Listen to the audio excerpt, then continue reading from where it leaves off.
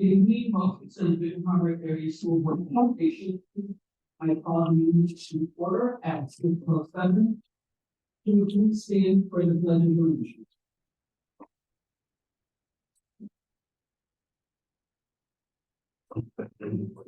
Flag of the United States of America, and to the republic for which it stands, one nation, under God, indivisible, with liberty and justice for all. Thank you. Please call the roll call. President Robinson, Vice President Owens, President. Secretary Triplett, Won't do microphone. Won't do camera tonight. Trustee Rocket Martin, That's just what we'll have to do. Trustee Gavin, President. Trustee Doyle, That's better. Vice President, Quorum and established. Thank you. We will start off with reading the Department of Board of Education norms.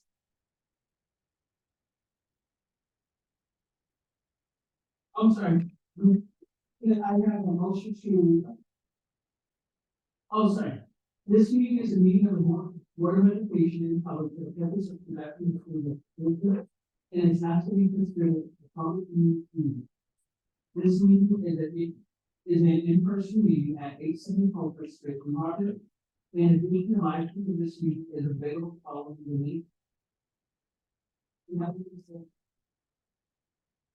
Questions, I'm sorry, questions may be submitted beforehand to Natalie Singer, Natalie.Singer@BHAS.org, or presented in purpose during the public comment section as indicated in the agenda. The one which may be contacted in the email system below, request for special assistance, including for person participation. Name Natalie.Singer@BHAS.org. We have roll call now. We have an approval of the agenda.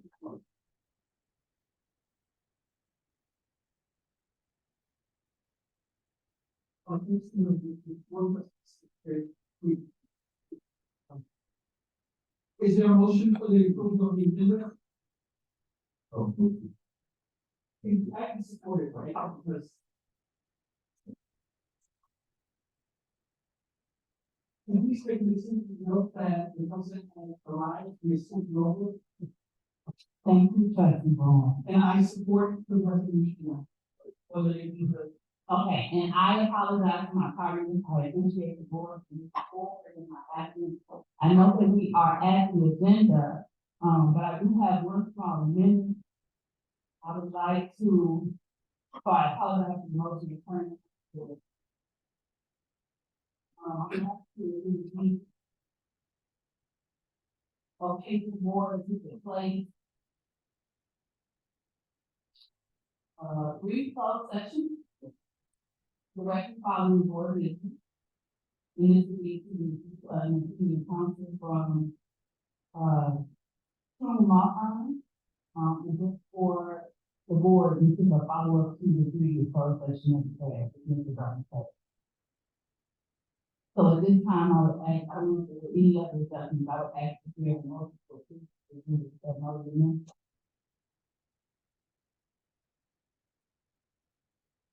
Thank you for that. Is there a motion to approve the closed session or business? I vote. Is that it? Okay, the motion has been made by Secretary Kitchen and supported by Trustee Gavin. Any questions, comments, or concerns? Hearing none, Secretary Kitchen? President Robinson, Yes. Vice President Owens, No. Secretary Triplett, yes. Trustee Rocket Martin, Yes. Trustee Gavin, Yes. motion carried. All right, and for the record, Vice President Bowen, I know that you joined us. This time, you could consider that. I didn't do this, President, I need everyone who's on the board. So, no, further delay will proceed to review of the board norm. The Board of Education norms for the Harvard School. We will choose cover with this state, we will listen to learn. Conversations, we will use our time wise, and starting in on time. We will silent residents not ask questions when we die. They will be notified that the board has study on the collaboration. Those are pausing, paraphrasing, posing questions, putting ideas on the table, providing balance, paying attention to self and others, and pursuing projects. Did want to, there was slight oversight of information with the board was aware. We normally in our work sessions are only reviewing, certain items, however, there are a few that the superintendent was wanting to proceed with a vote this evening if we're able to come to that consensus. So that would be just as an FYI, staff report, FAC 1 for Gym 4, staff report, FAC 2 for the track. I think so. Oh, and staff report F2, special education transport panel. We would normally do those and then come back in our September meeting. However, these are further approvals that are required for purchase and it benefit the district quite significantly time wise as it relates to the full schooling of our children and being received the low. That's what we're able to come to with our conclusion and proceed with the low. Sorry, and Dr. Rose reminded me the second policy review or the policy review staff report.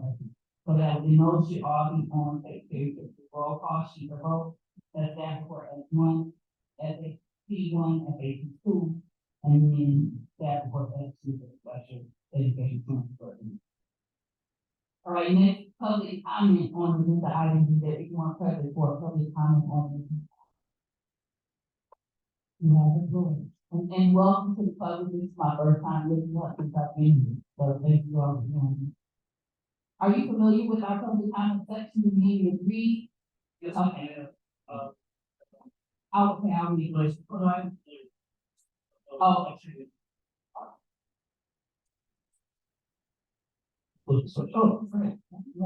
Necessary utilizing my letters. Lauren Hoffman, 325 Range, Michigan, 4183. Can I do this? Good evening, President Robinson, members of the board, Dr. BHAS, and everyone else here in attendance. I have to start like this. I was co-facilitating an base bargaining session on the other side of the state. And I just announced that I've been hired as MEA Music Director for 5C and 5A coordinating councils. Pretty sure that they had no idea what that was. So I put in my hand, like, the Michigan would like to do. And a management attorney, one who I believe is from the law firm that starts in all of you, just blurted this out. You want to go? Yes, I'm a new Lou. And it's a great way to explain a lot in a few words. In the meantime, I made this. I taught high school social studies for 28 years. History of political science courses for the Wayne County Community College District for about 20. I was president of my MEA local for about 10 years, and I've been an organizer with MEA for a little over 3. And that last job I had as an organizer is shaking the most. I think it's pretty cool that the 44th president of the United States was one of and our profession is it's never about me, it's all about you. So with that, I'm president of the Baton Harbor Education Association and the Baton Harbor Fair Professionals Association. They hired me as their user rep. I asked them the same question in so many words that I've been asked to do. And the response? Empowered in a pretty good way. So as the user director, I met with Lou and Dr. Brooks. And as I got to know Baton Harbor area schools a little bit more, the great contracting for several, and the level of cooperation between our respective sides that I've literally never seen before. It really makes me think that the stage is set for some amazing things to evolve. And I would love the opportunity to meet and talk informally about this, that, and that. And when we're done, if you haven't already answered the question yourself, I'm looking forward to the answer. And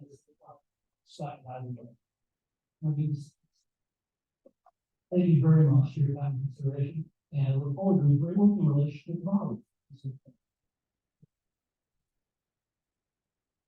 If you have your LPA or public comment on this topic.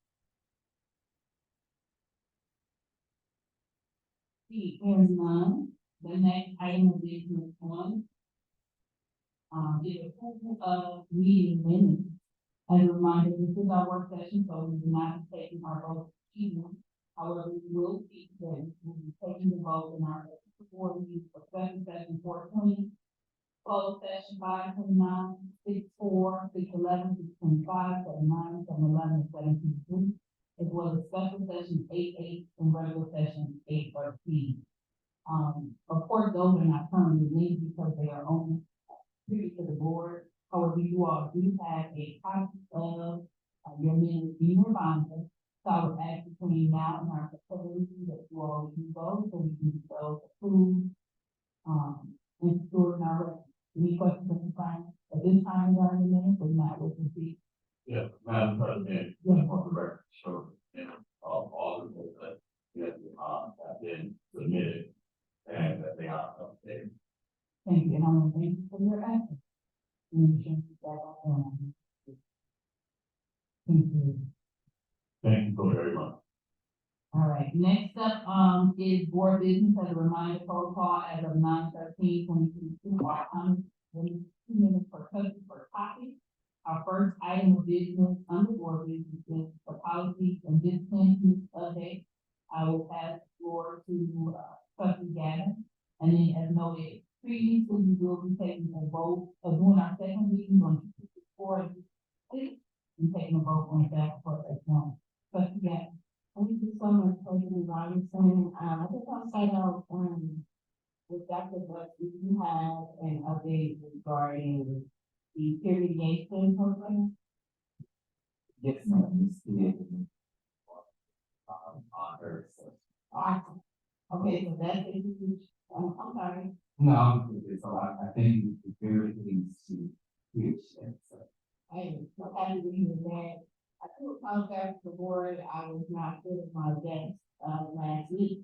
I was not able to make it to the policy committee, but, what I was excited about was the meeting going on, the committee, and the request still met, and, Secretary Christmas stood in.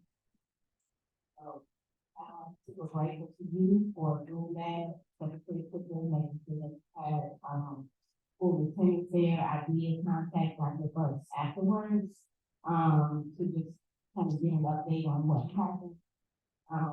One thing that was identified as super important is that, cell phones has been identified as a distraction.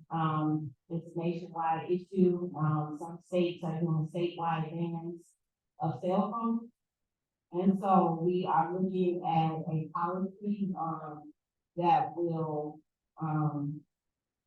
change the way that we are allowed, that kind of stop allowing cell phone use in the buildings. We are kind of deciding whether or not we would allow cell phone use during the restaurant, or if it should be just no cell phone use at all. So it's a pretty hot topic. And I think that this is what's most important is getting input from the full board, getting input from the staff that are impacted, getting the input from the students and the parents, and not saying we're gonna lean towards one or the other, but to hear all of the input and kind of figure out how can we make sure that the communication is played out, how can we make sure that the policy is tight, how can we make sure that administrative guidelines are in place so that the consequences or whatever we do, is done in a way that, everybody knows what's expected and we know how to move forward. So the cell phone policy, I asked, Dr. Butts to, look at the lower options and to choose a policy that he prefers, that he prefers that we accept, and he did that. So it's in the document, and it's labeled BHAS, superintendent recommended cell phone. And Dr. Butts, you don't mind kind of telling us, you know, why you chose the one that you chose? Yes, ma'am. So the one that I chose is for the students to have their phones at school, but not out during any part. Reason being is that a lot of times, not a lot, but what we've seen, at least 80% of the time, our conflicts begin with social. So the cell phones would be for after school, and their parents would call them to update where they're going, or where they should be, and any news they need. During the day, if the parent needs to speak to the child should be called to the office so that they won't get distracted from class. So it's not to say they can't get in touch with their parents, or the parents can get in touch with them. It'll just be a streamlined process going through the office versus the classroom instruction. The other rationale, one of the questions posed in the policy committee was, why not during lunch? That also gives students time to fly, plan, get on social media, and potentially have a brawl at some part of the day. So if I understand being a parent of four myself, the importance of having a cell phone, but I also understand that if I need to call my child to give them an important update, to go to the office so that the cell phone, so the other child class is trying to learn. Thank you, Dr. Burks. So it's a conversation we had, right? Healthy debate, healthy town hall, some opportunity for folks to share and express their opinions, and then come up with a recommendation. So, that's something to be thinking about. There's also about 22 policies that I would like the board to take a look at, as a first reading. There's a lot of them, but there were 2 policies in particular that, Dr. Buck indicated are important for us to pass. And policy 2264 and policy, 2266. Is anything in particular that you think that we would pay attention to, Dr. Buck's, really for you? Thank you. And these policies, they deal with Title IX law changes. So basically what the only did was went in and clean up the language for the district for us to adopt and to remove the unnecessary language according to the new law change. The law has already taken effect, so the new language and the necessity to change it at the beginning of the school year is there. So as I have read the policy, I recommend that the board accept the policy bill as written for the school district in our district. I have no objection to either one of those, policy recommendations, especially since they are law. Are there any questions or concerns about anything that I shared? Madam Chairman, Yes. with my time with, committee, did, look at the second read, on multiple things, there are, like you said, all the big recommendations from the bylaw that we need to make decisions. And so I guess I did my struggle to have to, in the, 22 policies, in the our law, moving law, both make sure that we go through that time to go through and read them, how that can serve our first that we're reading. And then when we come to the meeting, we will be able to vote on those they're very, very, very very good. Thank you so much for listening in, Secretary Pippen. So yes, there are quite a few policies. Most of it is just making sure that we are in line with law. But definitely have an opportunity to study them. And if you find the area of time free, feel free to let us know. And it would be appreciated if you could let us know before we do the second reading of those. In the meantime, President Robinson, is it okay to go ahead and put a motion on the floor? So yeah, you can present, you can Dr. Buck can present because you all, the staff report. Thank you, Dr. Buck, can you go ahead and present that? Yes, sir. Reason for board consideration for the Benton Harbor Area Schools Board of Education to review the updated Neola policy, adoption to this below, facts and analysis. Occasionally, we change the legislation or see Neola sends out new and or revised policies to school districts. The central administration reviews them and notates their suggestions. Then, these are given to the Board of Education for review and approval. The following policies are recommended for revision and or addition. Bylaw policy reference 264, non-discrimination on the basis of sex and education, programs or activities, new. Policy 2266, non-discrimination on the basis of sex and education, programs or activities, revised. Policy reference 0131.1, bylaws and policies.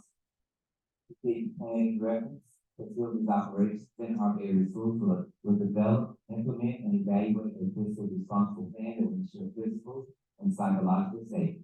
Recommended actions that the Benton Harbor Area Schools Board of Education votes to approve the Benton Harbor Area Schools revised, reissue the open bylaws policy 2234 and 2236 as written. Is there a motion to approve staff report S1? I will move.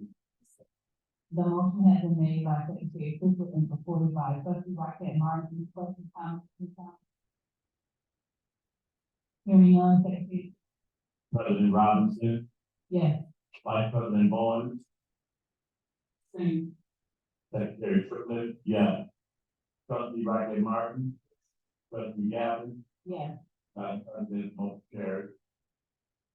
And let's conclude our, section, and also I would say that, like Secretary Vaughn, I believe Mr. Martin, who brought the cell phone, issue as something that we would look at, and so I appreciate that, and if there was any other policies that you all identified to be important that you want to put on the forefront, that's something that there has to do, and that's not just board members, that's community, that policy, like us, take a look at, please let me know, and especially if there's any students that are concerned about this policy. So, thank you, and, I'll turn it on. So at this particular time, we are currently at a closed session, and I apologize to the public, I am not texting on my cell phone and putting it in,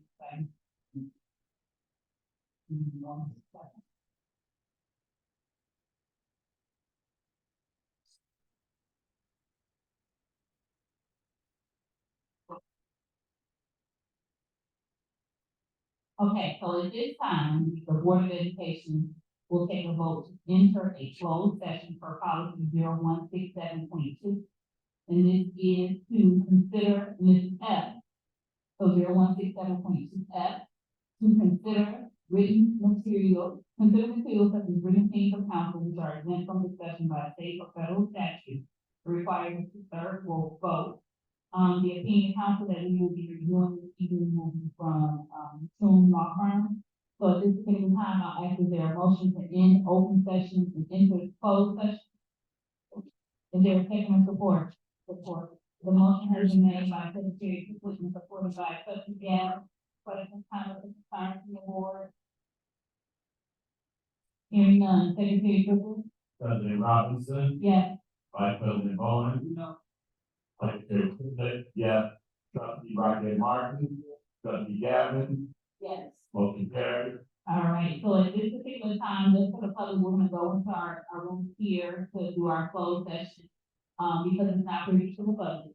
We will return, I do not anticipate we will be in a long reward of welcome to stay. In the event you need to leave before we come out, just a reminder, we are live on YouTube, so you can always, catch us live if you have 2 seconds. So I am ending open session and entering closed session as of 6:31 p.m. Is there a motion to end the closed session and return to open session? I make a motion to end closed session and return to open session. Is there a second or support? Support. The motion has been made by Trustee Rocket Martin and supported by Secretary Triplett that we end closed session and return to open session. Any questions, comments, or concerns? Hearing none. Secretary Triplett? President Robinson, Yes. Vice President Bowen. No. Secretary Triplett, yes. Trustee Rocket Martin. Yes. Trustee Gavin, Yes. motion carried. All right, so we are returned to open session as of 7:21 PM. Next up on the agenda, we are at section 3, superintendent updates provided. We are going to pass the floor to Dr. Butts. He's going to be presenting the partnership agreement update and the strategic plan. Dr. Butts? Yes, ma'am, Madam President, thank you. Would you like me to go over this now or at the actual board meeting? The template is new that we have. I have all the notes from the meeting that we took. You can just give us just explain what's different with the template, and then you can give it more of a thorough explanation to the public. Okay, so the template is just a new setup. It's a new setup from makes it look a little bit easier and a little bit easier to read. On this last meeting, basically, we introduced a new cabinet. We talked about the things that we have going on that we're planning for this school year. How everyone was getting acclimated to their positions, and integrating what we had already started, making a few changes as we go, and looking at our corrective actions and how will we be preparing, how we will be preparing for the upcoming 18-month benchmark review. All right, thank you. So what I would ask the board, Dr. Butts has provided the partnership agreement agenda and notes from a recent meeting. I would ask that you all kind of skim through it. As stated previously, I've asked that he kind of maintain the agenda so that even if you are not present in that meeting, you're able to see the updates that the district is providing to the state as well as the progress that they are making. So if you guys have any questions, be prepared for those at our regular board meeting. Dr. Butts will be presenting it thoroughly then. And also, I didn't want to get too deep into it because some of the committee reports are going to be reflected in this partnership agreement notes. Okay. So I know one of the questions that was asked earlier by Trustee Gavin, her answer is actually in this report, but I'd rather wait for Ms. Nichols to give her report too, so. All right. I have a question, Trustee President. Gavin? Thank you. Okay, so just in regards to our, Speak loud. in regards to our partnership agreement, is there anything in there in which they express any concerns about, like finance, us, needing a director of finance? They did not. They will be addressing the concerns of the 18-month benchmark. So what we were given the opportunity to do at the partnership, we built it. And then we built in benchmarks. Well, that 18-month benchmark was built in. So we had 18 months to work on what we built, work around, work towards the goals that we set for ourselves. So those will be the ones that will be identified at the 18-month benchmark meeting. And that's in November, correct? That's correct. That's correct. I'm thinking about the time we have to get our stuff together. So we actually start preparing next month, in the next few weeks, as a matter of fact. Does the state have any expectations of us as a district to have a director of finance? No, as long as we have a business office manager at this time. Did they indicate that in writing? They have not indicated that in writing. Is it possible that we can get something from the state indicating where they stand on that issue? I was told that this was something that was important, that, we have partnership agreement. It's important for us to have a director of finance, and now it's not important anymore. So And I didn't say it wasn't important. I'm just saying we're not falling out of compliance. I can ask, but I'm not sure if that will fall under the day-to-day operations for them to prescribe that, so to speak. So I can ask Ms. Chapman, the OP Office of Partnership Districts Director, but I'm not sure if that crosses the line of the day-to-day operations. I know we are in compliance. A district our size typically has a director of finance. I can say, and that was going to be part of Ms. Bach Carter's presentation tonight, but I'll jump ahead. And I can say that Ms. Bach Carter is in preparations of moving forward to get her CFO credentials. She's 7 classes away. And so she actually will be overqualified when we only require a director. So she's working actively through MSBO. And the hopes for me, for our district is to, again, be financially prudent with our funds and grow our own, not just in our teachers, but in our central administration for continuity and for consistency. Okay, and how long do you anticipate that to? So her 7 classes depend on MSBO. So she's going through MSBO.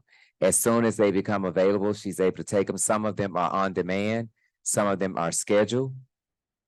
So in theory, with one class that's not being offered until next June, if they get enough participation or enough interest, that class could be offered before June. So in theory, she actually can be done by February.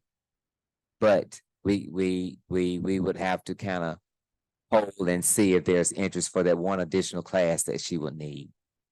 Okay, so Dr. Buss, I would just ask that you just send Gloria a quick email, just as a, I guess, proactive measure for November as we prepare. And then that way she'll either say that's within her scope of reference or it's not. And she might send us elsewhere, or she may say, nope, looks like you have an office manager. You guys are secure at this point, but just so we have some type of clarification of what to anticipate in November. Yes, ma'am. Just a quick question for clarity. It's my last question. Are you saying that someone from the state told you that we do not have to have a director of finance and that an office manager covers that requirement? I didn't say that. I said that we were in compliance with having a director of finance. Last year, I served an entire year of superintendent and CFO, which was threading the line of the law because they require someone in that office, either a business office manager or someone to handle the daily finances versus the superintendent. So that's why I went and got my business office manager certificate, but it was just to keep us in compliance. So now with Ms. Bach Carter having her same certificate that I was able to earn, we're still in compliance because she holds the exact same certificate that I went to class for last year in the absence of a CFO. Sorry, last question. Is Mrs. Brock Carter also covering the grant coordinator position as well? She, along with accounts payable, and who else is helping out with grants? And the accountant in the office are all in the office are all hands on deck with grant compliance. And I also am involved in ensuring that we are pulling down our funds from our titles, from ESSER, etc. So I oversee the drawdowns of those funds. So multiple people are covering that. Okay, thank you. All right, so we're gonna proceed with the strategic plan update. Dr. Buss, is there anything that you would like to point out at this time, or would you prefer to give that during the standard business meeting? I'll give that during the standard, but I would like to make the statement that with the strategic plan, it was a community effort. So there were no benchmarks built in. So typically when I report out on those, I know Secretary Triplett was saying it sounds like I'm saying the same thing. So I came up with some KPIs at your directive to come up with some key performance indicators. So I go over those indicators as we're working on them, but when the strategic plan was made, there were no benchmarks, there were no KPIs made, and it was a public document. So if the board would like to work together to produce some benchmarks for the strategic plan, I'd be happy to we can have more retreat on that and get some guidance on that because it was a public input session on that one. So I think I'm the one that initially asked for some form of benchmark. and it's- KPIs. Well, I didn't ask about KPIs. I just really, what it is that I am wanting Okay. is something that you all can look at to say that we've made progress in this area. We are legitimately doing this. This is something we are doing and we are doing it by A, B, C, and D. This item is something we've yet to tackle. We're gonna make it a goal to make sure that we've tackled this by November 2024. So it's not necessarily that we want you to rewrite or that and I know the board kind of supports it. It's not that we want you to rewrite or create metrics out of, air. I just want to make sure that you all have some checks and balances to keep us moving forward in the strategic plan. And it's not just something that we made money to create, but are not going back and referencing it. And that was why I asked for it to be on the agenda, because I want it to be front and center in everything that we're doing. It's our roadmap. And I just want us to make sure that we are looking at the roadmap monthly, but that you all internally are actually going and saying, okay, we need more of this, less of this. We've overlooked this area. Yes, ma'am. Okay. And so it's strategically, we've been doing that Okay. when we made the partnership agreement and the MyKIP. That was top and foremost as we looked at make sure that everything aligned with the strategic plan, because when we first did it, the first question that was asked was, can we use that as our kind of like guidepost so that we won't be recreating the wheel? So thank you for that reminder, because we did write the strategic plan into the partnership agreement. And you all are meeting often and looking at those. Yes, ma'am. So thank you. Thank you for that. Madam President. Secretary Triplett. Yeah, so I too, when the strategic plan was written, and even as far as last year, that was a community effort. And so it does not have to have a quote unquote checklist with everything, since this strategic plan was put together by the community of over 50 something people. When you look in each section, all you have to do is go into those sections for each one of those sections. And so, since you've been here almost 2 years, the things that you have done, that's evidence that's in alignment with it. So it's not we need to meet again. We might need to look at that group of people who did who participated. It was a wide group of people. Board members recommended people, the superintendent recommended people, people were identified from all different spaces and places. So it's not a very difficult thing to do. And when we talk about the partnership agreement, the strategic plan update, the alignment and what have you, it's just showing, for me, all I see is the strategic plan. I'm familiar with the strategic plan because I was a part of that team. There is, but one thing that is very, very, very concerning to me is in all of this that we're doing, I have never heard once mentioned how the district improvement plan falls into place with this, because the district improvement plan is the plan that leads all of this work. And so the district is not a separate entity. And so I just don't hear that type of conversation. I don't know what you all are doing as a district as it relates to the district improvement plan. Yeah, so I would like for you to, with the partnership agreement, I saw as I perused through that there were several areas that said not started. And we're almost at the 18th month. And so I don't know what those areas are, why those areas were not started. Maybe you can give us some clarification next week. You have to do it today. Yes, sir. Because I see on there that you have this person is supposed to do this and that and the other. So and hopefully at the board meeting next week, you'll be able to give us a general idea. Are we in danger? Somebody should have that kind of, I don't need the answer tonight. Okay. Is there anything that's alarming when we get this review, this conversation with this board and community be shocked? And I think it just needs to be some updates, because a lot of things we've not only started, we've actually completed. Great, that's good.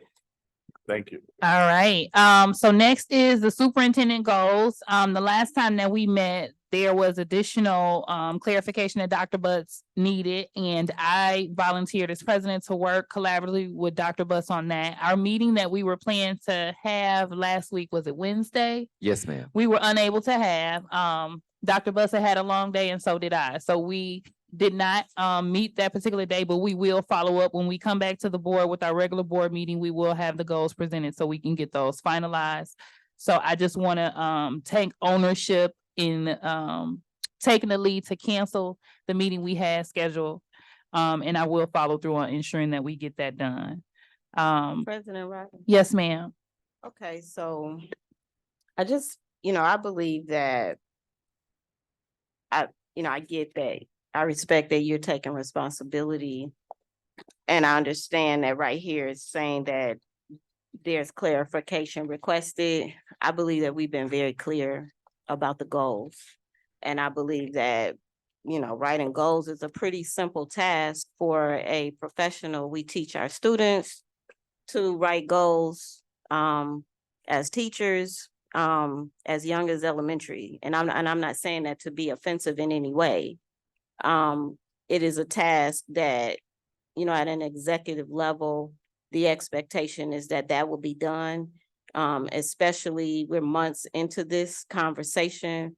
We were very specific about, what we were requesting. There is video recording, YouTube postings of what we said, as a true academic, any top level, 6-figure professional can go back, review the tape, write the goals down, and make adjustments as it relates to him. So, and quite honestly, that is supposed to be the opportunity for the board members to say, hey, these are the concern areas that we have in regards to the goals, in regards to our, student count, our student presence, in regards to our, culture and climate of our buildings, in regards to us moving forward as a district academically. And so, we just haven't had that opportunity to have that explicit conversation at the board table that we're supposed to, because this can has been kicked down the road over and over again. And quite frankly, I would like to make a motion to add to the agenda an item to reprimand the superintendent for disciplinary action. I'm speaking to that. Okay, so right now there's a motion on the floor. Is there a second or support? Second, Did you hear the motion? yes, I heard it. Okay, so the motion has been made by trustee Gavin can you repeat your motion, trustee Gavin? That we amend the agenda to include disciplinary action of the superintendent. All right, and that was supported by Vice President Bowens?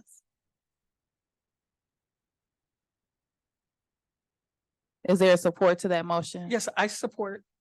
Okay, so the motion has been made by trustee Gavin and supported by Vice President Bowens that we amend to the agenda to allow for a vote for disciplinary action for the superintendent. Any questions, comments, or concerns?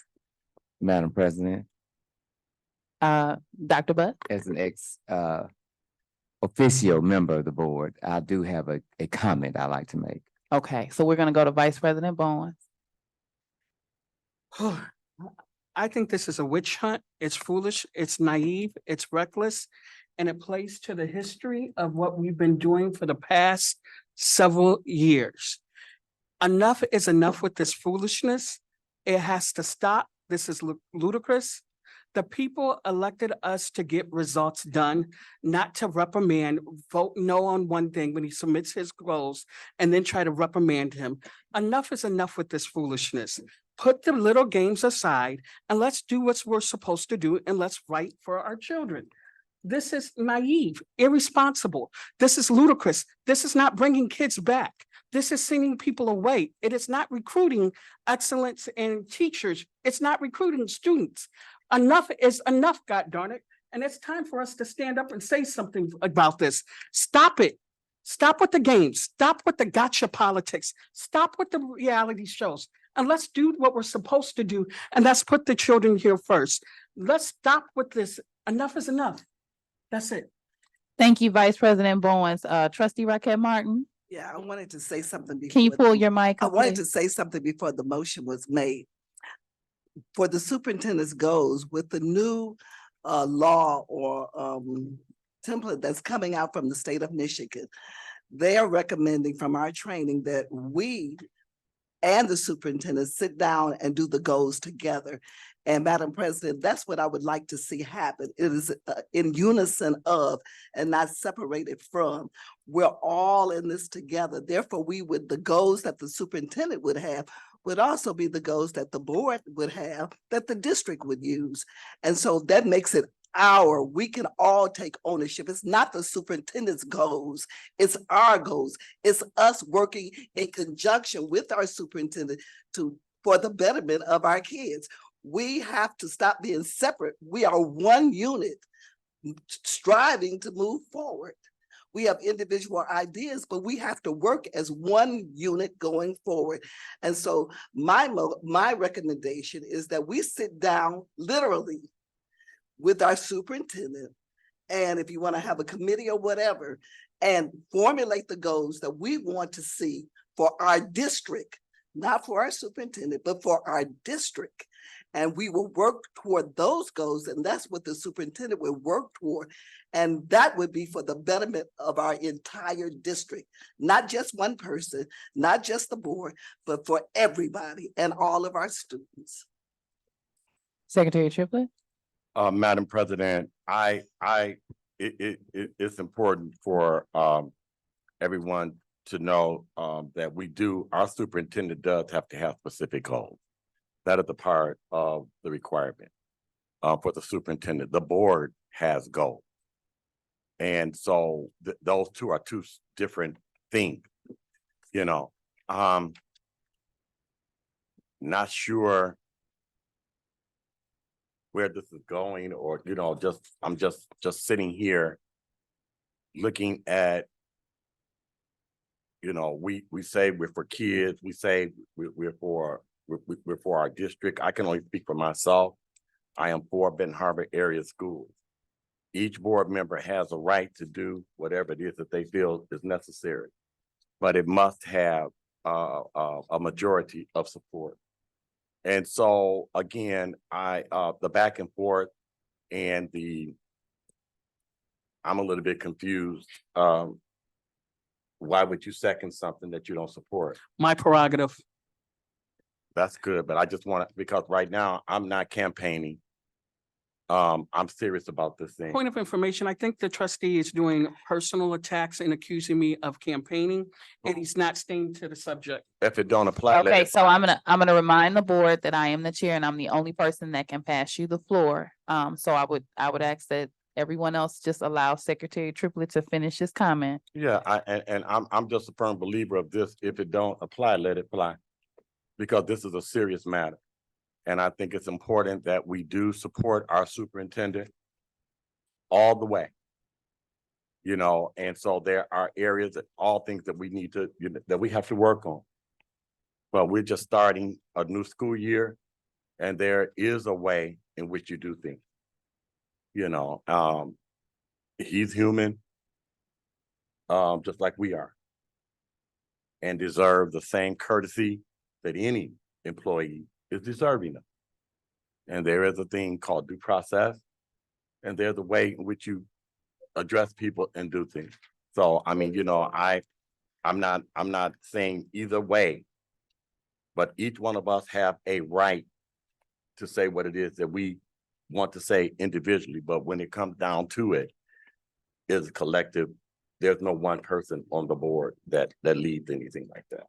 All right, and just to remind the board, we're simply at the motion to amend the agenda for the vote. Right. Trustee Gavin. Thank you, President Robinson. I assure you that as a resident that was born and raised in Benton Harbor, and alumni of Benton Harbor High School, McCoy Renaissance and Gifted and Talented Academy, that I'm very serious about our tigers. This is not a witch hunt. This is what business professionals do when they identify areas of concern. There is a pattern of concern in which my colleagues have allowed to let slide. That should not be the Benton Harbor way. These are things that would not slide in any other district in which excellence is held at a high standard. Goals is the basic area of concern. If you go through our recordings, there are other areas of concern in which disciplinary action must be taken. And when the Board of Education covers for those areas, you are saying that you're okay with those things. Our children deserve the best. And if we do not get these disciplinary actions on file, it will indicate to the community that you, as the majority board members, are okay with the things that have happened. And so I'm not going to get into the details of the issues that are very public and that impact our children, my child, this community. But we have a responsibility. Nothing is personal here. I think that Dr. Butts is a nice person. But when it comes to being professional and it's time for disciplinary action, we have a responsibility to get that in writing. And neglecting that is neglecting our children. Thank you. Thank you, Trustee Gavin. I think just about everyone has spoken, so I will take an opportunity to do so as well as it relates to the goals. Yes, this is a conversation that we've had for a few meetings. We've had different sessions where different board members have given the superintendent input. He's provided both goals to us that he felt was sufficient, but it was communicated from the board that we needed more. And so what the superintendent is asking for is the board's support in developing goals that are sufficient to us. And so as the president of the board and as his supervisor, I believe that if you have a staff member that communicates to you that they need support, that support should be given. So it's not me trying to give excuses or make excuses for Dr. Butts, or it's not that I think that he's not intelligent enough to create his goals, but as a high level executive, he has said, I need some clarification and support. And so as his president of the board, it's my obligation. I'm going to do that for him. I'm more than welcome to assign a committee, which I will do under new business to make sure that we can get it finalized. And so that's where I am. Being that everyone has spoken, I'm going to ask the Secretary Triplett call the vote for the amendment of the agenda. President Robinson, No. Vice President Bowens, No. Secretary Triplett, no. Trustee Rocket Martin, No. Trustee Gavin, Yes. motion failed. All right. So while we're on that topic, I have created an ad hoc committee, which our policy allows me to do at any point. Just a reminder to the board, an ad hoc committee is a committee that's temporary. So to this committee, I'm assigning Secretary Triplett, Trustee Rocket Martin, and myself. There's 3 of us. All 3 of us will not need to be present, but we will work on a time where 2 or all 3 of us can meet with Dr. Butts and get this finalized so that we can bring it back to the board on our September board meeting. And that's how we're going to resolve that. Okay, next up, we have teaching and learning. And we're going to pass the floor to Director Kupsch. You have the floor. And I know Secretary Triplett is going to give his committee update, but I didn't know if it was anything that you wanted to speak to, Director Kupsch, or anything that you had to say today. One comment that was made after the math training last week before school started was, and I quote, "Now that is professional development." Okay, awesome. Another point I'd like to clarify from the previous board meeting, there was a special committee that put together the back to school bash. And they are not necessarily only from teaching and learning, but Miss Nichols, Miss Brock Carter, Miss Booth, Miss Hoover, Matthews. Miss Matthews, Miss Martinez. Yeah.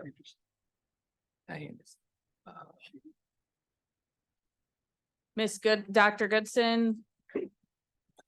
Were all instrumental in putting that incredible event together. If anyone was present at that event, it was exceptionally well done. We had individuals from MDE here and from McGraw-Hill who work with schools across the state and across the country, and they said they have never seen anything like that. And they were highly impressed. They saw families come at the beginning and stay the entire time. It was fantastic. And we would also like to clarify that the 1,200 backpacks that were provided for all students for Benton Harbor area schools were sponsored by our new partner Communities in Schools of Michigan. Awesome. Thank you so much. Secretary Triplett, did you have an update that you wanted to make today for curriculum and sped, or did you want to do that at the next meeting? No, I can do it. Okay, you have the floor. I had requested a meeting with the superintendent as chairman of the curriculum committee to meet the new director of teaching and learning. And so we had an opportunity to meet today with the superintendent. And what I wanted to do was, first of all, find out her availability. And we just not stick with the old schedule of the previous chief of academic, because her schedule, and she's a different person. And so we were able to meet today, and the day that would work best for her would be Tuesday evening. And so, yeah, so I would get with our curriculum committee. I just wanted to get that information to bring to the curriculum committee. You said what day? A Tuesday. So it's kind of like, we have our board meeting. We got that. Right. And so, and one thing too is that I was going to recommend, talk to the president, to Madam President. I think we just need to lay out, what we have, these meetings, the schedules of these meetings and what have you. So it won't be so overwhelming for our superintendent, number one. And we discussed that today too, because the superintendent does not have to be at all of those meetings, but he is welcome to come to those meetings. And so we discussed him strengthening his team so he can feel comfortable for them Stepping to out. meet without him having to be there. Mhm. And I think in the previous administration, that was a major concern for the superintendent. So the superintendent started to come to all of those meetings. And so when he feels comfortable, then he can make that determination, that decision as it relates to the curriculum. So that's basically what we talked about today. So I would get with myself, Trustee Rocket Martin. I'm even going to say Trustee Rocket Martin and Trustee Gavin. And so we'll see, because Trustee Gavin chairs a committee as well. And so we can pick the time that we want to do it. So that was a great meeting today for us. Thank you. All right, thank you. Yes. Yes. I'm So sorry. just a reminder to speak, speaking to your mics. Yeah, for so recording. basically just to simplify it, had a meeting with the director of teaching and learning curriculum. We decided she looked at her schedule, and we selected Tuesday. She gave me Tuesday would be best for her. And so I'm going to take that information back to the committee, and then we're going to get on it ASAP so we can get to moving with the curriculum committee. All right, thank you. Trustee Gavin. Thank you. So I had some questions around the curriculum and sped ed committee. Again, I'm hoping that perhaps we can start kind of getting information in a report form that would give us the information that we need to know about academics to make those informed choices. I'm very much interested in updates on the progress of special education, just knowing that they have all the resources that they need, what progress are they making, questions around academic performance. I know it's the beginning of the year, but maybe test schedules, like we're gonna, this is what we're doing in terms of testing, this is what we're doing in terms of curriculum. Very much interested in ongoing updates on careers and technical education. Not all of our parents, but many parents and just community knew that Benton Harbor used to be the pinnacle of skill, tech, vocational classes. And so, just wanting some ongoing updates on the progress of those classes, and then even the classes that might be electives right now, but then have an opportunity to be have the opportunity to qualify to become careers and technical education courses. And then also wanting to know, what is the transition plan, with us, not having that CTE coordinator anymore? What is the plan that's in place to provide the support and services that those staff need in order to, meet the demands of that department? So yeah, just really wanting some type of robust report on those areas as well. Thank you so much. Vice President Bowens. Hi, Mr. Robin. Got a quick question about our guidance counselors or any of them. Are we double training some of our staff that they will have to be substitute teachers if it's a vacancy? And does that put them behind in doing that?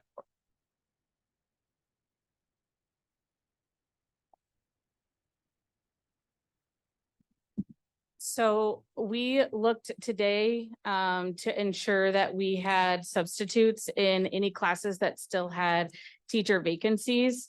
We are discussing using the floating subs instead of strictly in a single building, but floating into whichever building has the need for a substitute that isn't covered through another source like EduStaff for that day. And as a tertiary plan, we discussed anyone who would meet the qualifications for a substitute license to have them with that substitute permit, if they have the 60 credits or more, just as a tertiary, if all else fails kind of situation, but not in a plan for them to be the first line of coverage in a class that the teacher was unable to be there. So I've noticed in the past experiences, and hopefully it's not this year, that we've had some teachers, things happen where they could be gone for a month or a week or two. Does that not put that guidance counselor behind making sure our children have the credits? So I understand what you're asking, but we would never ask the guidance counselor to step away from their position to fill a role of a substitute position for an extended amount of time. This would only be in a situation where all other resources were exhausted for maybe a daily absence. If all the floating subs were utilized or unavailable, all of the substitutes that are requested through Red Rover and filled with EduStaff were exhausted, and we needed to ensure we had someone that was permitted appropriately to cover the class. But we would never ask someone in let's say a guidance counselor position to step away from their role and their important responsibilities to cover in that capacity. So sorry, Madam President. You still have time.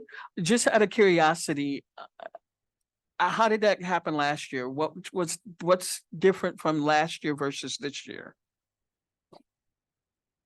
Mr. McDermott, would you like to answer that question? I can't speak to what happened last year because I'm not 100% positive on that. I think I would need more information about that specific situation that you're probably referring to. So the question is, for example, last year we did not use guidance counselors or any support. And I understand things happen.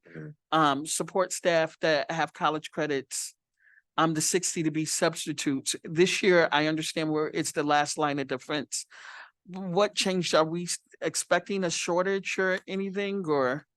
We're not expecting a shortage. I think that that conversation happened today to be proactive, to make sure that we don't end up in what I think you're referring to, situations as to where students were questioning about credits and not having someone present. So I think what the conversation is exploring all options to make sure that we don't end up in that situation where a student or a classroom is uncovered for an extended period of time, meaning, like you said, a week or so. So that, I believe, was the conversation, making sure that we have all layers of support if we need it. All right, thank you. Okay, so trustee, Vice President Bowens, I guess I'm lost and the rest of the board probably is too. So what I've received from the conversation or discussion is that there was a meeting where some staff were I'm not understanding where this is You coming know, from. my ears to the streets, and I was. Your ears to the street about a meeting that happened today? I was out and about and somebody, Go ahead. Okay, I just wanted to make sure I didn't miss the email or I was, okay, so There this was is no something that's email. fresh. and Okay, it was questioned, and I just, I had. you need some serious concerns clarification. about that. Okay, I don't know if it was something discussed in committee or anything. Yeah, so that's why I was asking. we still, okay, so if we're done with that question, Secretary Triplett, you don't really have a report. Was there something more for you to share or? Yeah, Go ahead. I just haven't been able to, I know it's just, yeah. Anyhow, it's, that's something that we'll talk, Director Director Cups.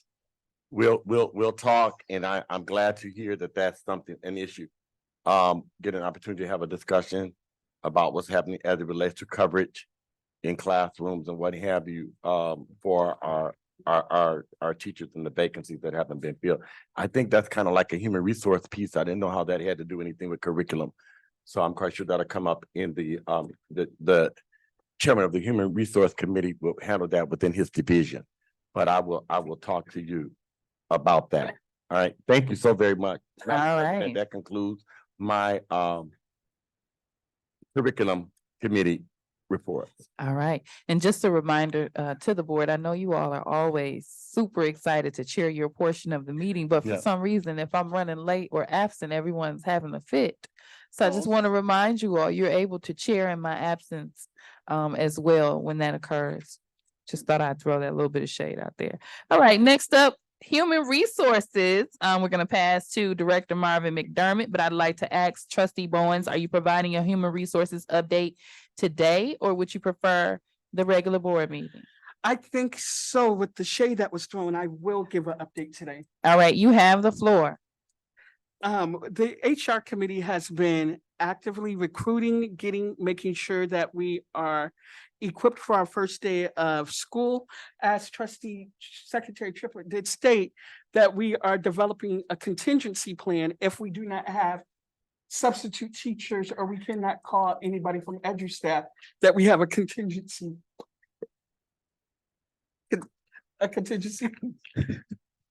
Plan. Barbara, I'm going to give it to you, sir. Mr. McDermott, you have the floor. So thank you for that brief update. If there's more to come in the next 2 weeks, Vice President Bowens, you can provide that a further update. I'm pretty sure we may have met an additional time, but I am going to pass the floor to Mr. McDermott. We're not taking votes on anything today, so you can just kind of peruse through the report. I mean, through your report, and then I'll give way for any questions or comments at that time. And then hopefully my desire for the board is that when we meet the next time, we can just go strictly to a vote. So Mr. McDermott. Thank you, President Robinson. And if I may, I just want to provide 2 other updates that I did not provide to the HR committee, if that's okay?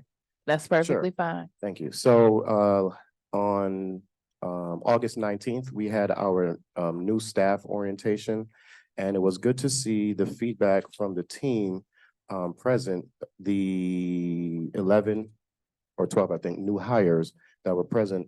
And, we did, I like to use the word icebreaker or a group activity. And kind of the recap from that day was they were excited to see the diversity in the room from educational background, ethnicity, and all of that. So I just want to emphasize that that was something good to hear. Along with that, you know, as we focus on, we hear that term, the whole child, one of the things we're focusing on the Human Resources Department is making sure that our staff feels supported in all aspects. So one of the things we're just doing as well for this month or this quarter is a hydration challenge. As someone who just really recently came back from being sick, I believe your health is wealth. So anything we can do to support physical well-being is something we want to always emphasize. So I just want to put it out there right now.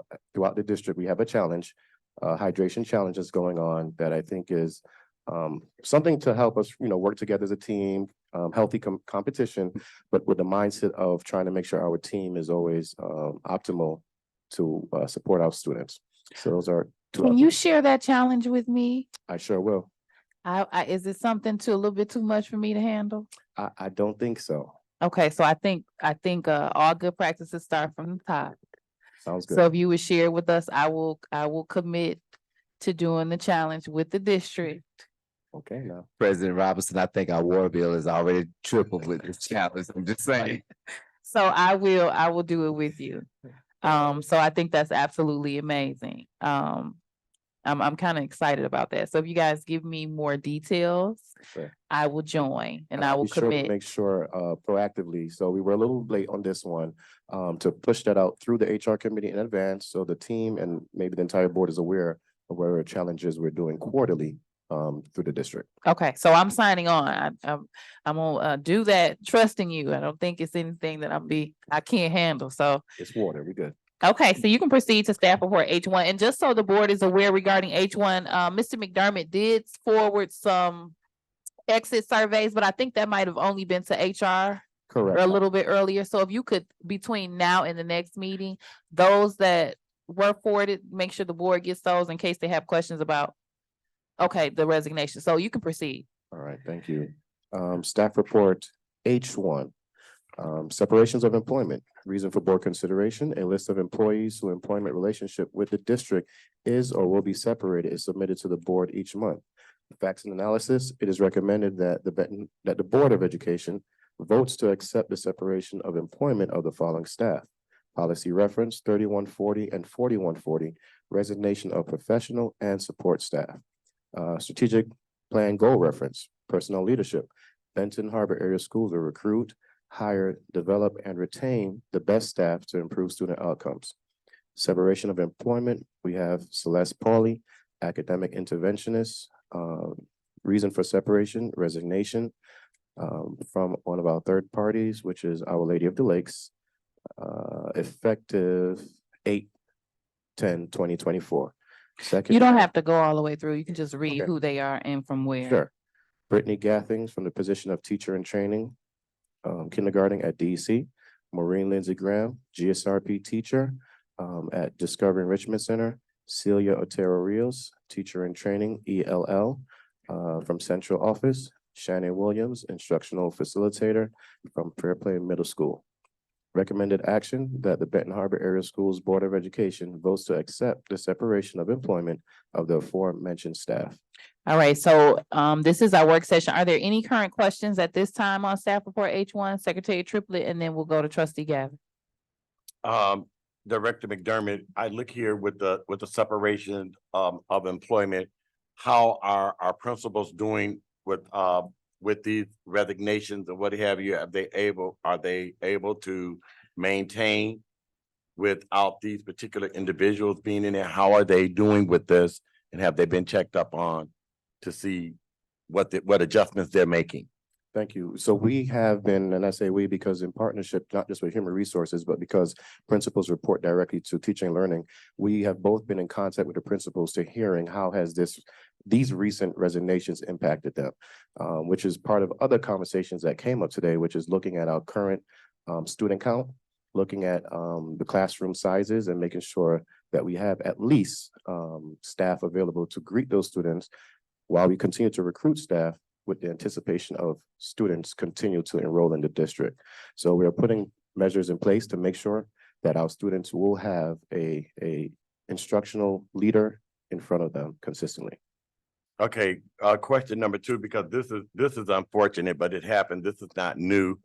It's unfortunate that, you know, people wait until the last moment to do this to districts, and it just doesn't happen to us.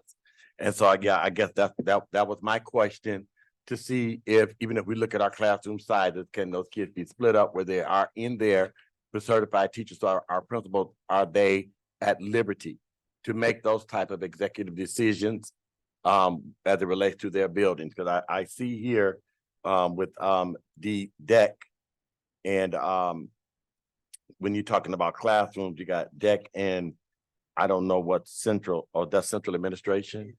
Okay, but the distributed, I mean, the Discovery Center and what have you, with those two, you got a kindergarten and then you got a GSR teacher that they're with their within their guidelines, if you will. So there's some ways that these things can be done. Also, in closing, when we talk about substitute teachers and what have you, I'm not sure if this is a possibility throughout the union with teachers, when you're talking about subs, in particular at the secondary level, that because there's substitute shortages all over the state.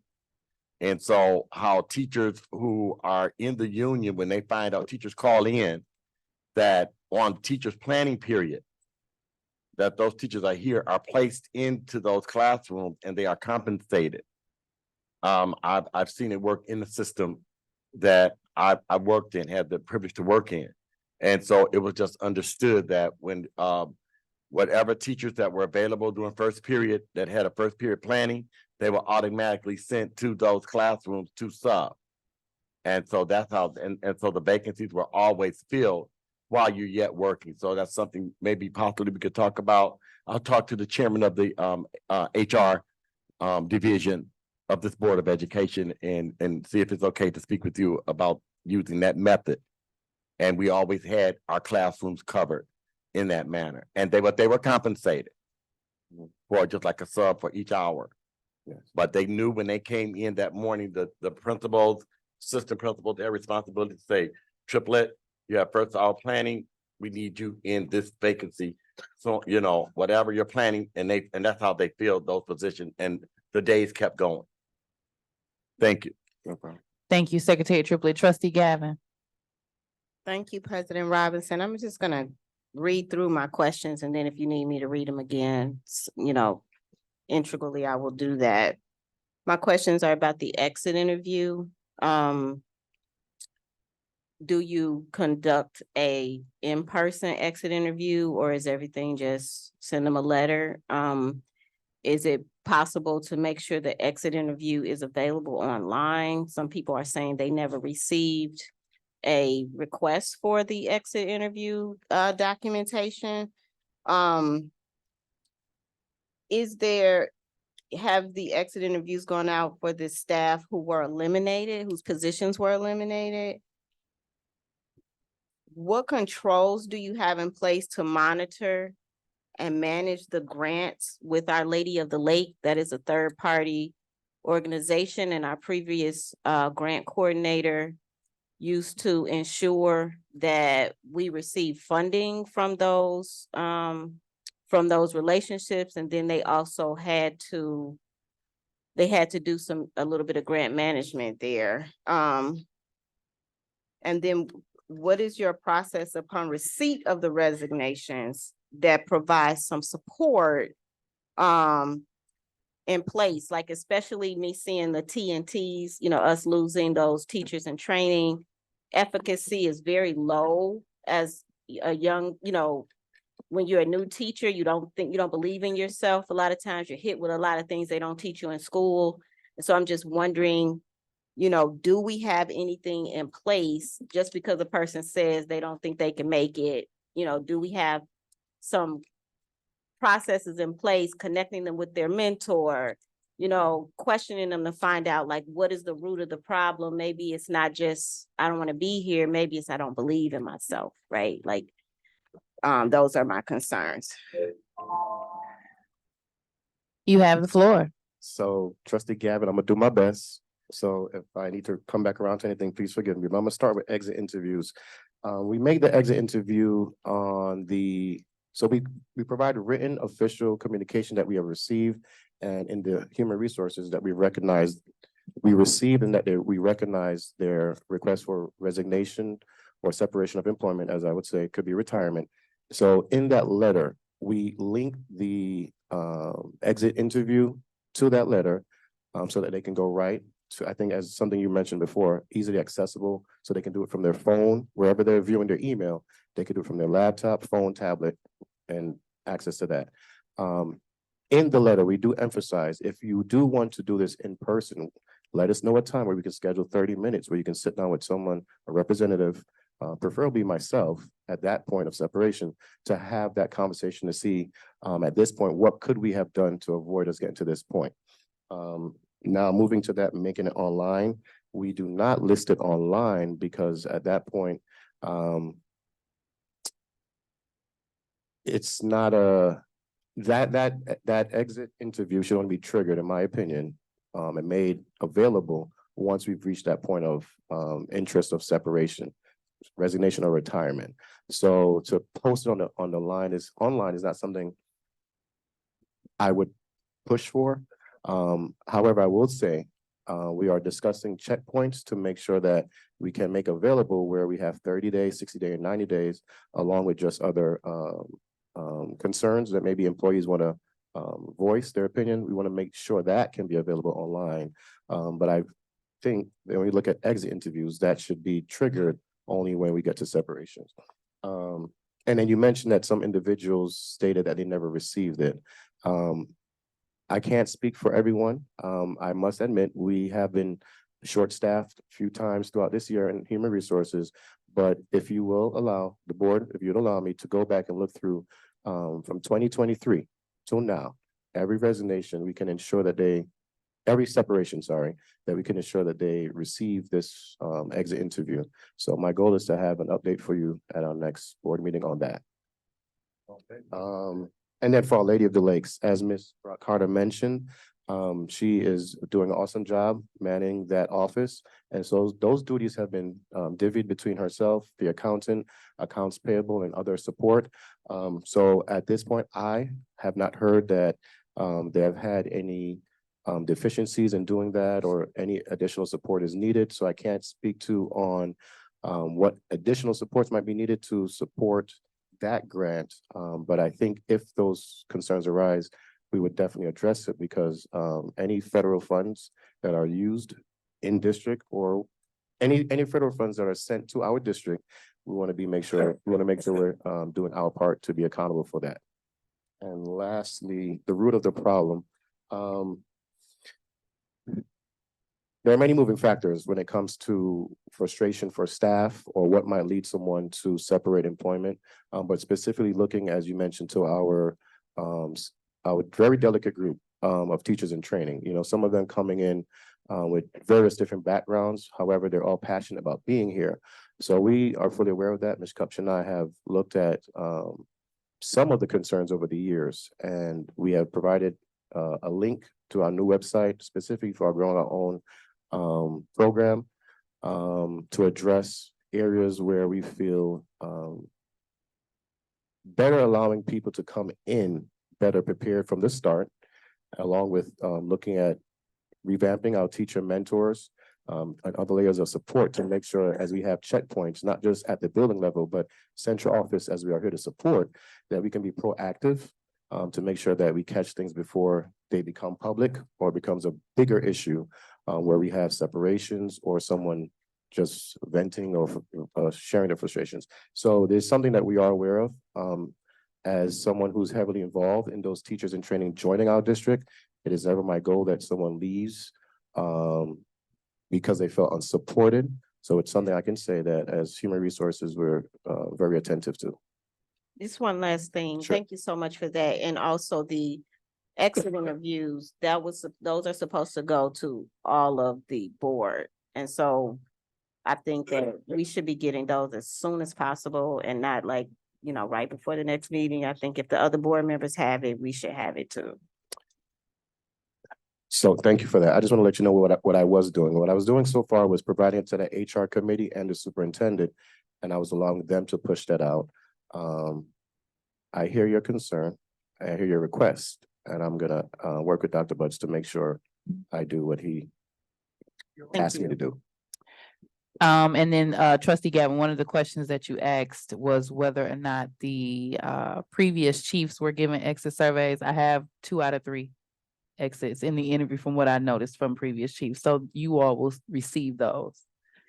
Thank you. Okay, Secretary Triplett. If with the exit surveys and what have you, I don't know how, I'm just trying to find a pattern.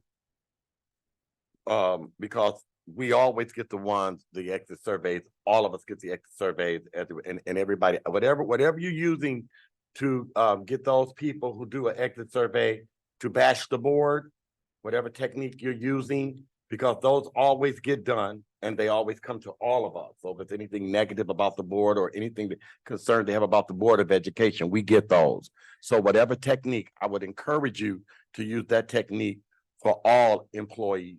And so I guess my understanding is that these exit interviews are going to the HR committee, and it should be all of us. We requested for this information, so I'm looking forward to that happening.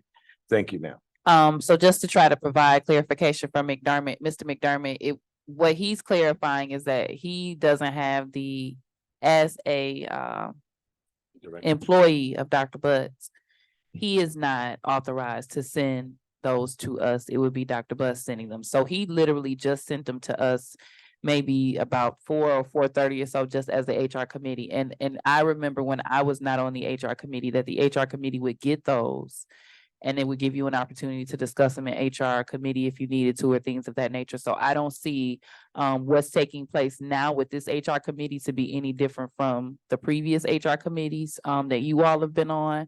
And so what I would personally ask, I have asked that Mr. McDermott send it to the full board, but I would personally ask, and this is just to everybody at this table, that we not be biased in our communication and our expectation when it comes to the HR committee, because I've noticed that HR tends to be a certain, seems sometimes to be thought to be doing things inappropriately or getting information other people are getting, when this committee is operating as it has operated since I've been here and been on the outside. And I never made a complaint about the HR committee having access to the HR related surveys previously. So I would just ask that you all keep that in consideration. No, it's not anyone trying to prevent you from having information, but I did request that Mr. McDermott send that to the board, everyone on the board, before those concerns were expressed. So everyone will get those. And there was maybe about 5 or 6, maybe more. It's quite a bit. He sent it for the full month of August. So the full board will have those. So Mr. McDermott, if you could proceed to staff report H2, these are just staff separations, is a retirement. Yes, And then yes. just for the board, just for a checkpoint, it's 8:23. We have a couple items that we're wanting to vote on, so we need to try to get through our meeting as expeditiously as feasible. So Mr. McDermott, you could just read the name, and then if we have any questions about it, we can go from there. Separation of employment via retirement, Ms. Renee Smith from the position of GSRP Associate Teacher at Discovery Enrichment Center. All right, any questions from the board regarding the retirement noted? Do we have celebrations or anything? Are people for retirement? Do y'all have celebrations? There used to be, Ben Harbor staff was always recognized and celebrated. I haven't heard of anything. Do you all do that anymore? So yes, sir, if they are retiring from the end of last school year, we invite them back at the beginning of the school year on the first day, and we present them with a small token from Benton Harbor area schools. That token has been a clock with a plaque on the inside of it, with a special message. So we do honor them as they retire. But that's something that y'all can just share with the board. We had a celebration. Do we eat food? You know, we used to have at the end of the year, the teachers that were retiring, they have a big dinner and what have you, know. It's just like people just retire and they're gone. These are very recent. So okay, thank you so very much. Just asking. All right, any other, go ahead. On that.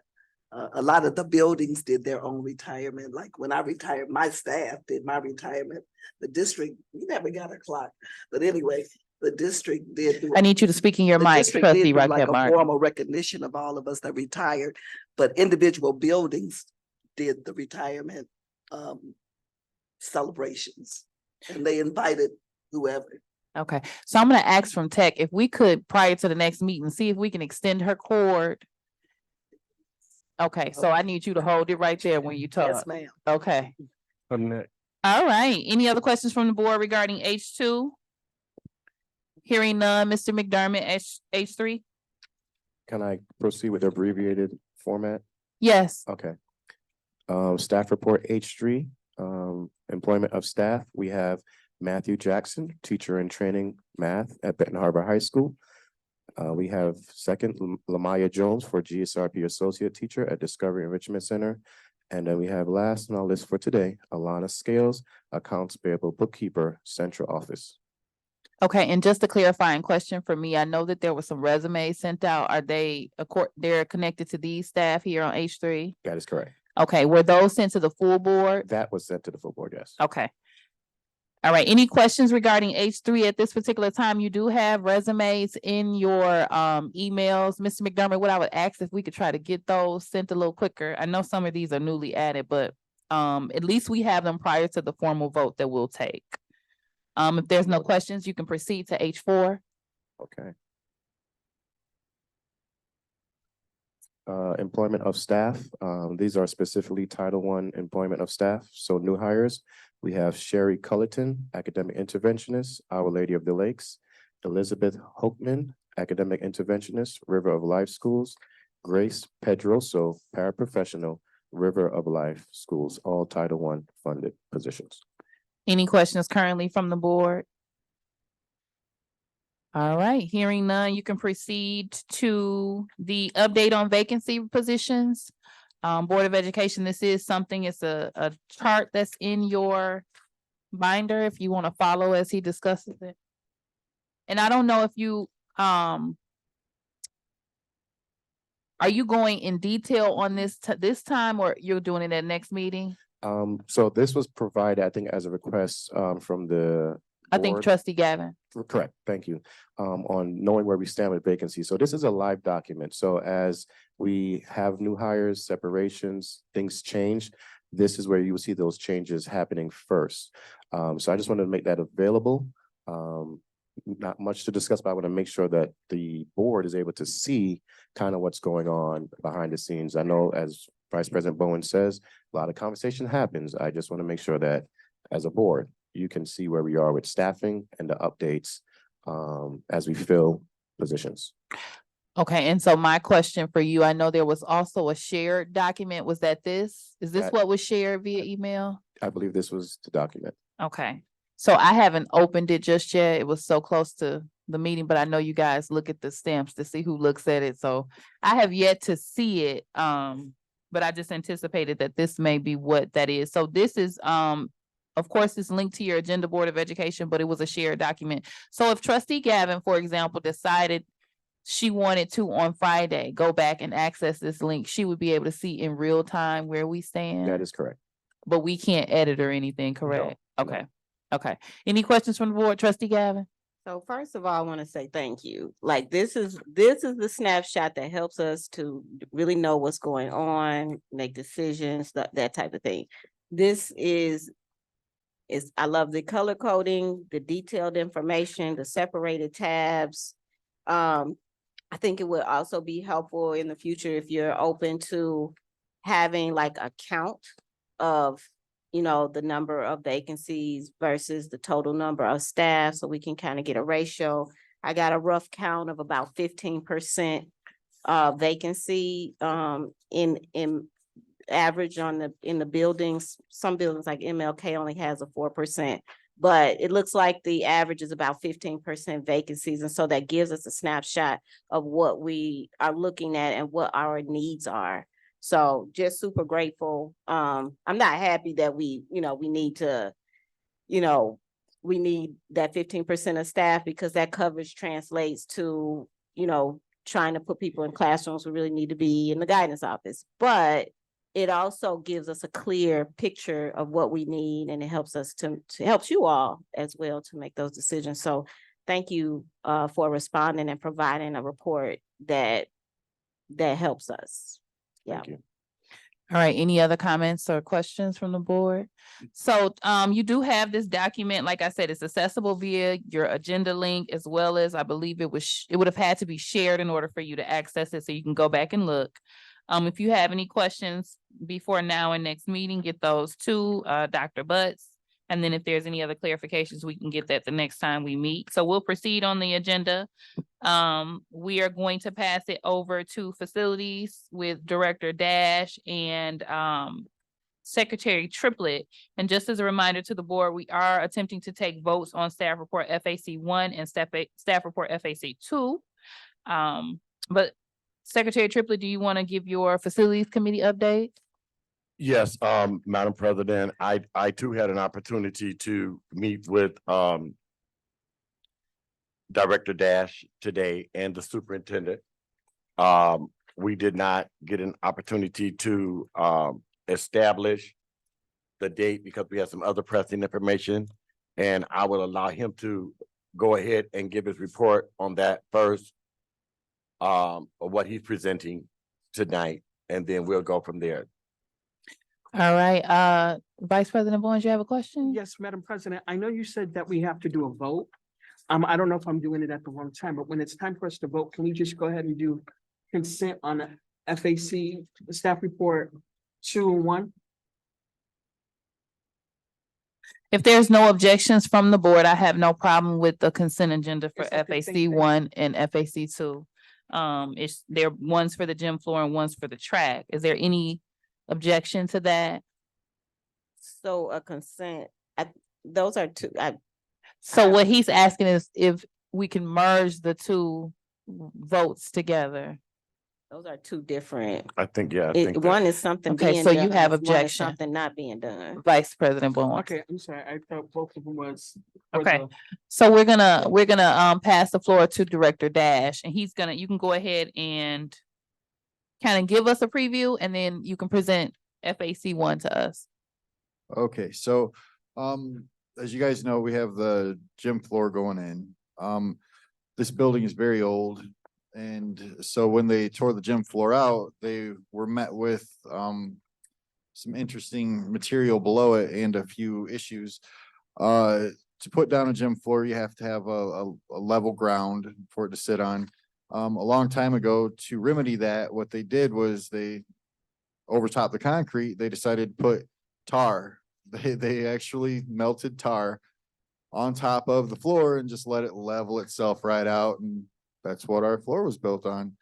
The company that we currently have, they've never seen anything like it, and one of the gentlemen actually flew up from Atlanta just to see it because he didn't believe his guys, quite frankly. So they came up here and he took a look at it, and so we met with him, Dr. Butts and we found pipes that were sticking out of the concrete floor. Not all the way. There was one, a conduit pipe, 1/2-inch conduit that was electrical. There are electrical wires in it, and it kind of jumps up above the subfloor a little bit. And it was covered up in tar and leveled off a long time ago. And there are a few water pipes that are stuck up just a little. Point is, they have to have a level floor before they put that new floor down. So they need to do a change order to come in, grind the floor in certain spots, and then pour self-leveler over it at 100 bags, actually. So that's what FAC 1 is. In our facilities committee, we were all talking, and I believe this is the permanent fix that we need for that floor, and future generations, they will benefit greatly if we do this, and they'll still be able to use that same gym. If the floor ever needs to be replaced, the next time they do it, just tear it up and put a new one down. Shouldn't take too long. All right, so you can go ahead and present FAC 1. This is my first time, so I might mess it up. All right. Reason for board consideration. The board must vote to approve expenditures in accordance with the revised school code and other general laws of Michigan. Facts and analysis. The following change order has been reviewed by the facilities directors, student superintendent, and facilities committee and is presented to the board for review and approval. Change order number 1, to grind the entire floor and furnish and install 100 bags of self-leveling material to accept the new floor. The additional cost is $112, or $112,671.60. Policy reference 6320, purchasing. Strategic plan reference, facilities and operations, Benton Harbor area schools will develop, implement, and evaluate a fiscally responsible plan that will ensure physical and psychological safety. Recommended action that Benton Harbor Area Schools Board of Education votes to approve the change order listed above in reference to the high school gym floor replacements. All right, is there a motion to approve staff report FAC 1? I make a motion to approve staff report FAC 1. Secretary Triplett, I heard you attempt to make the motion. Would you like to be the support? Support. All right, so the motion has been made by Vice President Bowens and supported by Secretary Triplett. Any questions, comments, or concerns? I'll make a comment really quickly. So in our committee meeting, this was something that the facilities committee strongly supported. Of course, we would hope that we did not have to come out of an extra 100,000 and some change, but essentially there's no way that they could have anticipated that they would find tar under the floor. And so at this particular time, we have a gym floor that's been dug out. And so in order to rectify the situation, it's going to take a little bit more elbow grease, $112,000 worth, in order to get the tar out of there and do what we need to do. One of the things that was impactful to us, as Bud indicated, is that we can't answer the questions of what happened, within the last 100 years, but in making this decision to do it the right way, we can make sure that things are a little bit simpler for future generations to come for the next 100 years. So I strongly support us in supporting the superintendent with FAC 1. I too support it because the bottom line is simply this. And at our meeting today, we need to do this so they can get back on track immediately, so that the gym floor will be completed by September. So that floor will be done and open by September. So also, do we have any guarantees? Do they have any guarantees, any warranties, or anything on this work that's happening now? Can you give me some clarification? So we do, we have the standard manufacturing warranty, and I gotta get you the date, the actual warranty of it. But that this for, all of our projects do come with a guaranteed warranty of a certain lifetime. So there's I don't know whether it's a limited lifetime warranty. I can get the exact language, but it's in the contract of the warranty. All right, thank you. Trustee Rocket Martin. This was also shared with us in our finance committee and we also supported it. Okay, any other questions from the board? All right, hearing none, Secretary Triplett, can you please call the vote for FAC 1? President Robinson, Yes. Vice President Bowens, Yes. Secretary Triplett, yes. Trustee Rocket Martin. Yes. Trustee Gavin, Yes. motion carries. All right, the next one is the change order for the Benton Harbor High School track. But I know you pre-messaged this one and explained it to us, but I still would need your support a little bit more than the gym floor. So I'm not sure if you and Dr. Butts, which one would like to take this one? It's a little It's bit up more to you, Doc. complicated for me. You go ahead. Okay, Dr. Butts, you have the floor. Thank you, Madam President, and thank you, Director Dash. With this change order, it is for our track.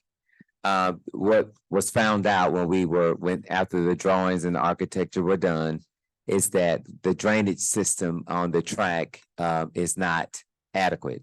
So if you can imagine how the bleachers come down the hill, on both sides of the bleachers, there's a downward arc towards the track. So when it rains, the sediment from the rains enters the track. So if you go out there now, you will see mold, mildew, grass, moss growing on the track. So what this will do is they will be installing a drainage system so that that won't occur. So as it rains or, you know, as the weather changes, when the snow melts and brings down the sediment, it goes out through the drainage.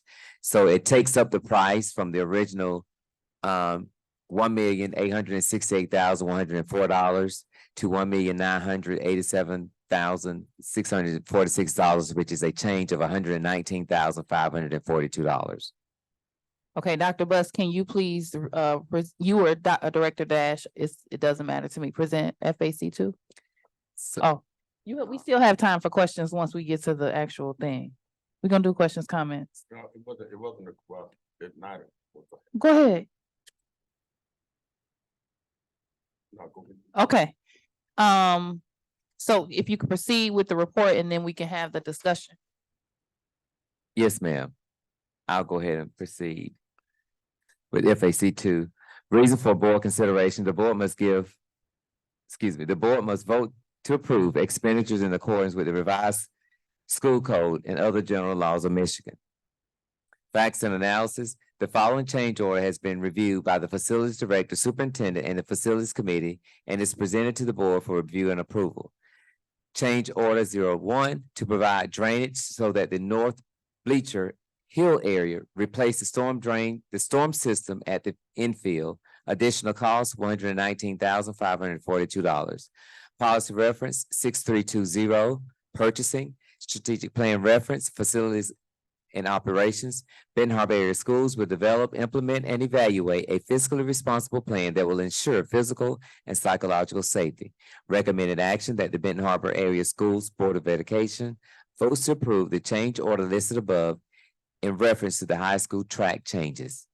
All right, is there a motion to approve FAC two? I make a motion to approve staff report FAC two. Is there a second or I support? second the motion. Okay, so the motion has been made by VP Bowens and supported by trustee Raquel Martin. Secretary Triplett, you have the floor. And then Gavin, I think I saw your hand as well. Okay. Yeah, so these two $100,000, those are not small amounts of money. And so I look at the basketball court and what have you, and it's very important that the community know that we're concerned about all of our kids, all of our sports, and we want to make sure that we're not just, because it's just assumed that the decision to be made for the basketball court was just because everybody just loved basketball and nobody does anything for anything else. And that was not our intention ever.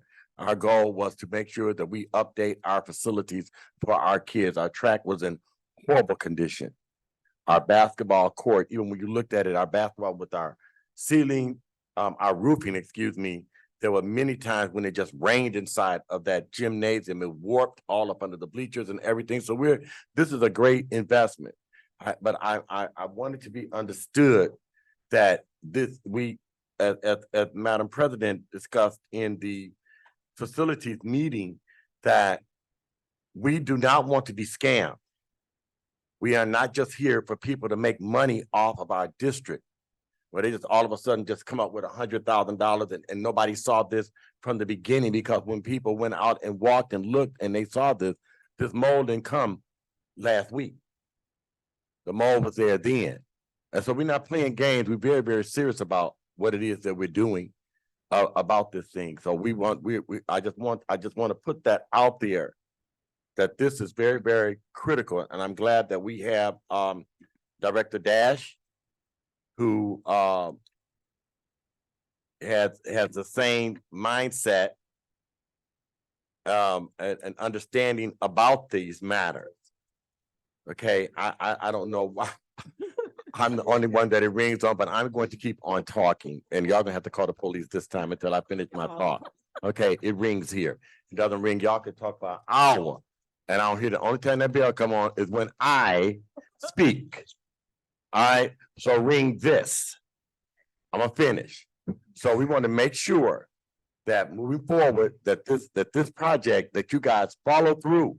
Because one thing that people have come here and made millions of dollars off of our district, because we do not inspect what we expect.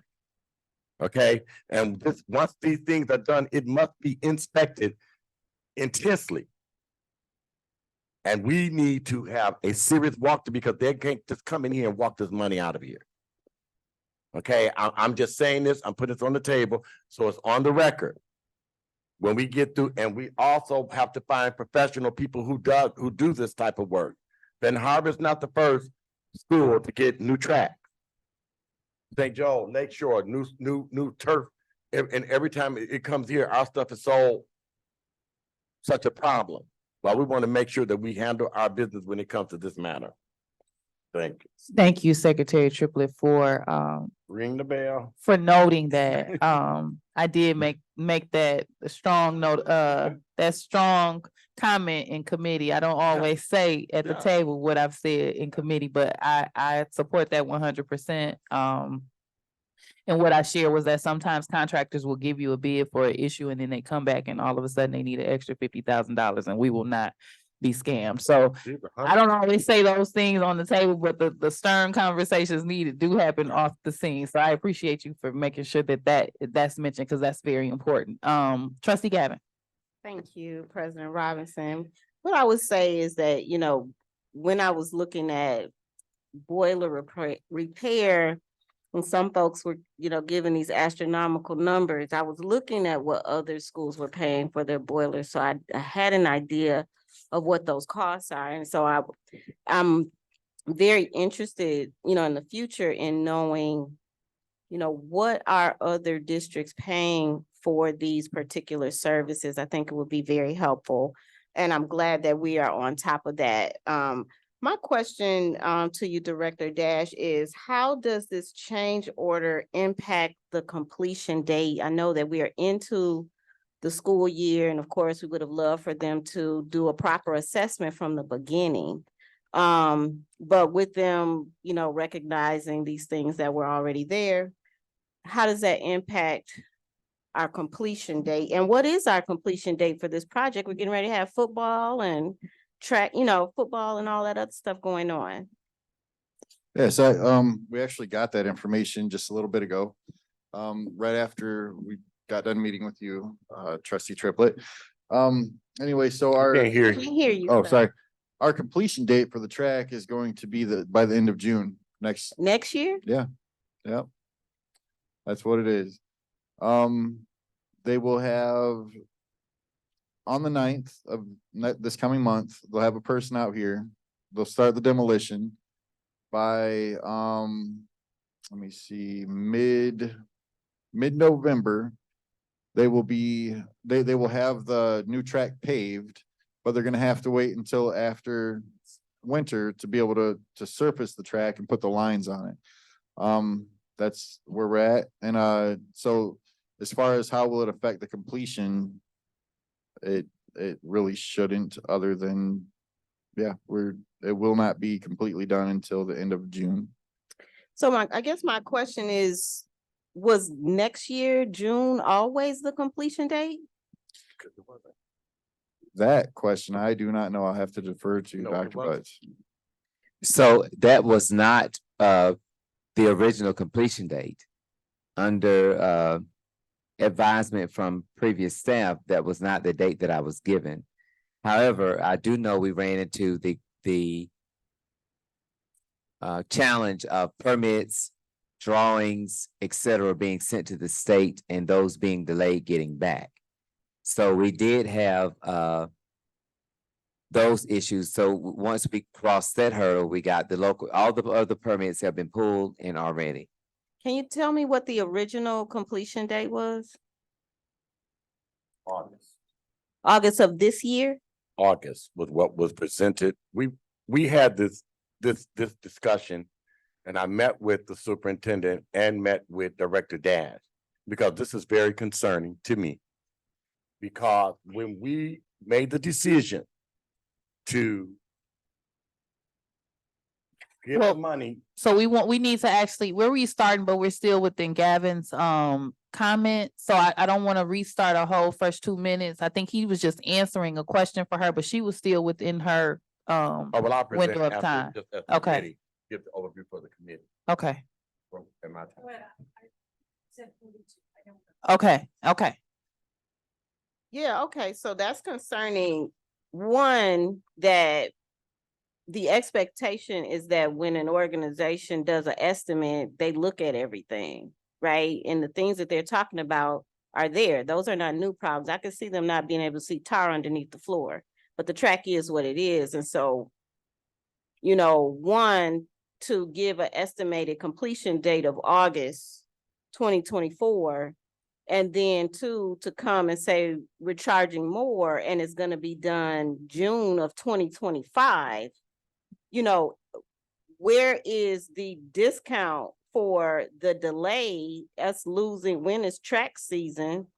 And then also, how is that gonna impact football season as well? Those are my, you know, I'm not against us investing in our track, but I'm also concerned about them charging more and providing a service a year late. Yeah, So there's some questions in there though.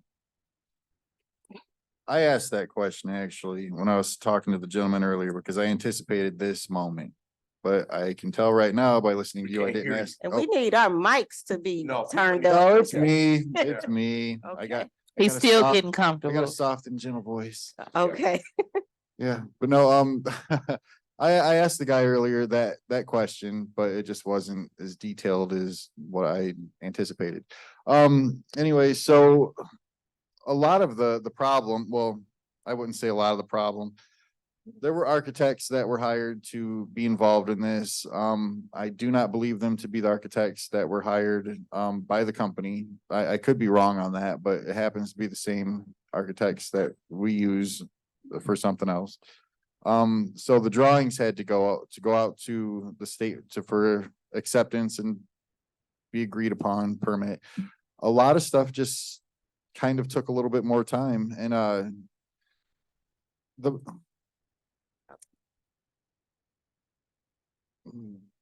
part a lot of stuff around here has not been maintained at all. If you go out to our track right now, it's actually better to run on the road than it is on the track. Because it just has not been maintained. So there's just a lot of stuff that needs to be looked into, just brought back up to some sort of standard and kept there. Our drainage system that was currently there, if I heard this right, it's just failed. Stuff's just been allowed to wash into it. People stuff stuff into it like a trash can. And you can imagine. So that needs to be pulled up and it needs to be redone. There was just a lot of planning that goes into it because once you start tearing into it, if your plan isn't really thought out of like contingencies, then you're gonna run into a floor that has a bunch of tar on it. You know, like things will go awry pretty darn quick. But I feel like it's something that we need to do. I feel like we should move forward with it. I know that's not the popular answer, but good things come to those who wait. And I've been to quite a few tracks throughout schools, Berrien County and Cass this last summer because my son was in track. And I want that. I want what they have. I don't want to wait anymore. There's no reason for us to not have what other people have. We can do it. And we're starting it and I hope you guys support it. I guess I would just recommend real quick if it's possible, since, well, we got to vote on it. I'm gonna say if somebody could negotiate some type of rebate, maybe it's not too late, we vote, you know, if somebody can try to negotiate a rebate on this loss of time. Thank you, sorry. I just had one quick question. I know Secretary Triplett had feedback that he wanted to give, Director Dash. We did discuss whether, to see whether or not it's feasible to put a pause on the project at this time, being that it's not going to be done in the time frame that we thought. Did you all get a chance to check with the company on their scheduling? Yes, I spoke to them today and I brought that up because he was adamant that we asked. So I did, they said basically 6 in one hand, half a dozen in the other, but while we have everything lined up and we're like, the end of this month, we are literally like, I'm not good at math, so 12 days away. Don't quote me on that. Of someone coming out and starting this and getting that new pavement put down. I feel like we should move forward and do it. Okay. Yeah, that's where I'm at. Secretary Triplett. Okay, I guess I wanted to hear it from you all. Because I think that it's important that this community knows actually what happened. Okay, and so I'm going to put it out on the table. What actually happened. When we made the decision that we were going to, this money was granted, go for it, you got it. Okay? This project was told to us that it would be completed by August at the beginning of the football season, and they would be able to go forth with the football season. Nothing was done. This was in March. You all just started getting permits, and it's not your fault. But the permits were never received. All of these things that you're doing right now is things that should have been done the next week after this was granted. It did not happen. We were told in my meeting with the superintendent, conversation with the superintendent, that graduation, adjustments were made. So for graduation, that it was supposed to start the next day after graduation. In June, evidently, people stopped working that we paid. Now our kids and our community is going to suffer. It's not about, and the question was asked today was, it went from a 3-month project to a 6-month project. Okay, so my question was today, if we start this project right now, they're only going to be able to work up until November. It will not be completed. They will have to come back to it in March in order for it to be completed. I asked you all to present tonight, how long would this project take in its entirety from the start to finish? We have Michigan winners, so our track is going to be laid down. It's not going to be covered. They're not going to get it done. So if they're going to come back, if we're going to do this, they have not used this track in some years now for our track team.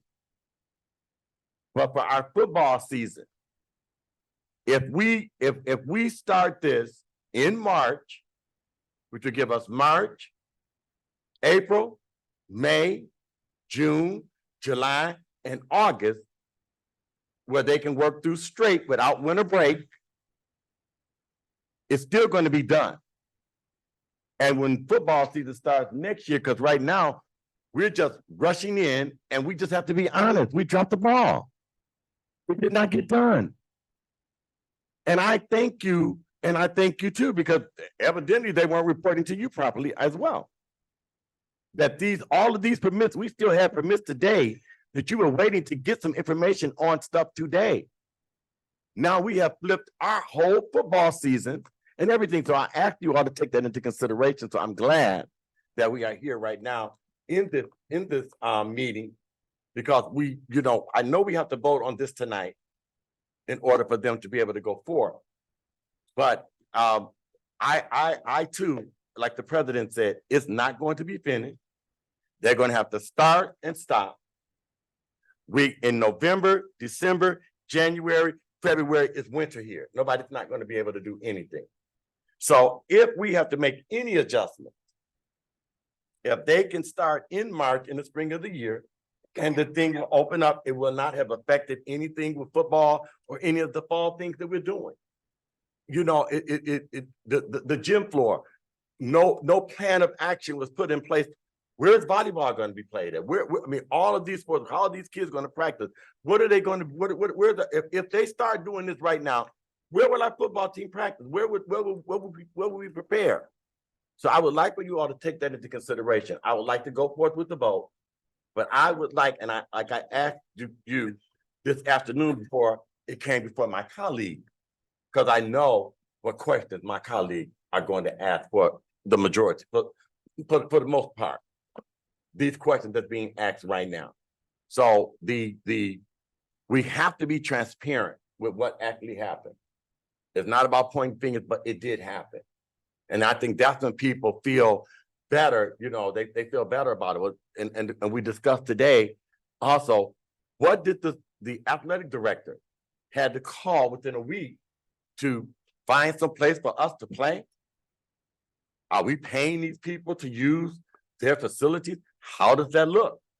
When we can just say, listen, you got the money.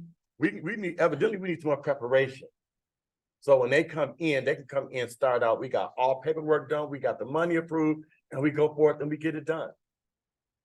And he make those calls back and say, we will be on our home field this football season, because it doesn't make any sense to cancel their football season and it's not gonna be finished. It's still gonna be finished.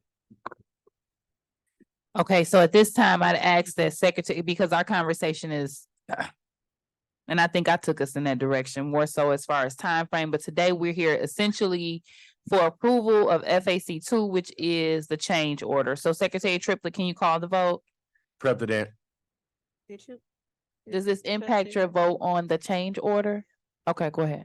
Yeah, the question I would like to ask is, what do, Bud, you said. Director Dash, please. I'm sorry, Director Dash. You said you would prefer to go on with it.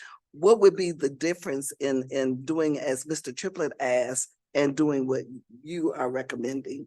What's the difference in that?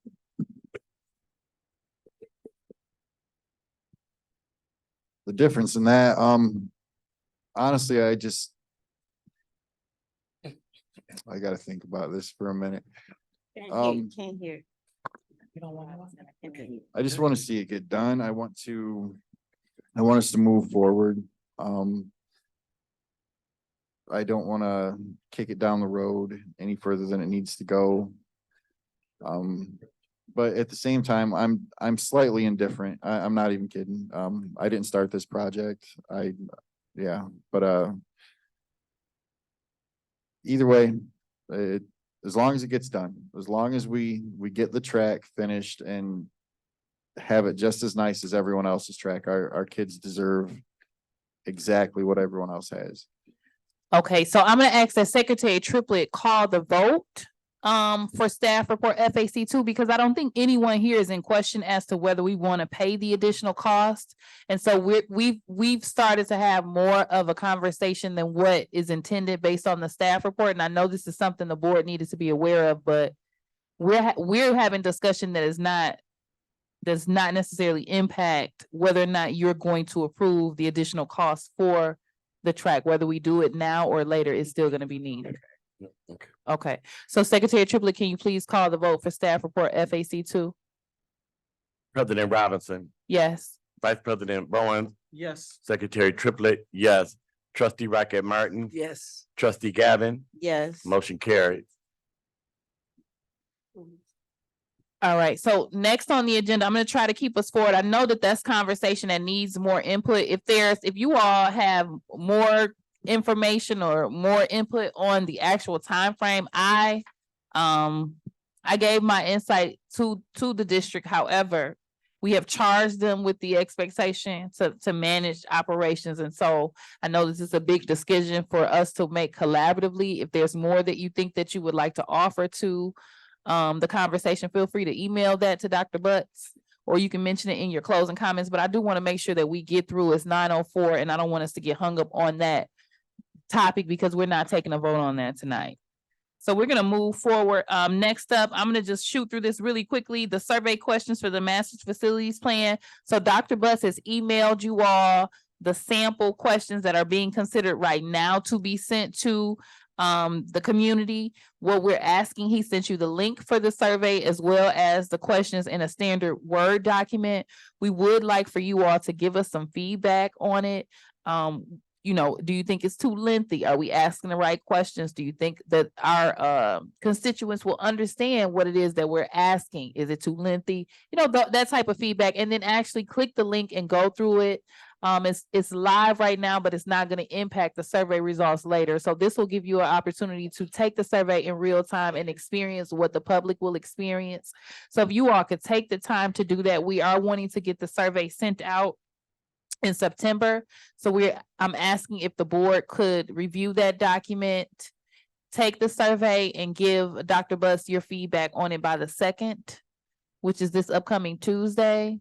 And then that way, if it's any, I would anticipate it'll be minor adjustments if anyone has any suggestions, and then that way we can try to get it sent out as soon as we can. Trustee Gavin? Yes, thank you, President Robinson. So just off top,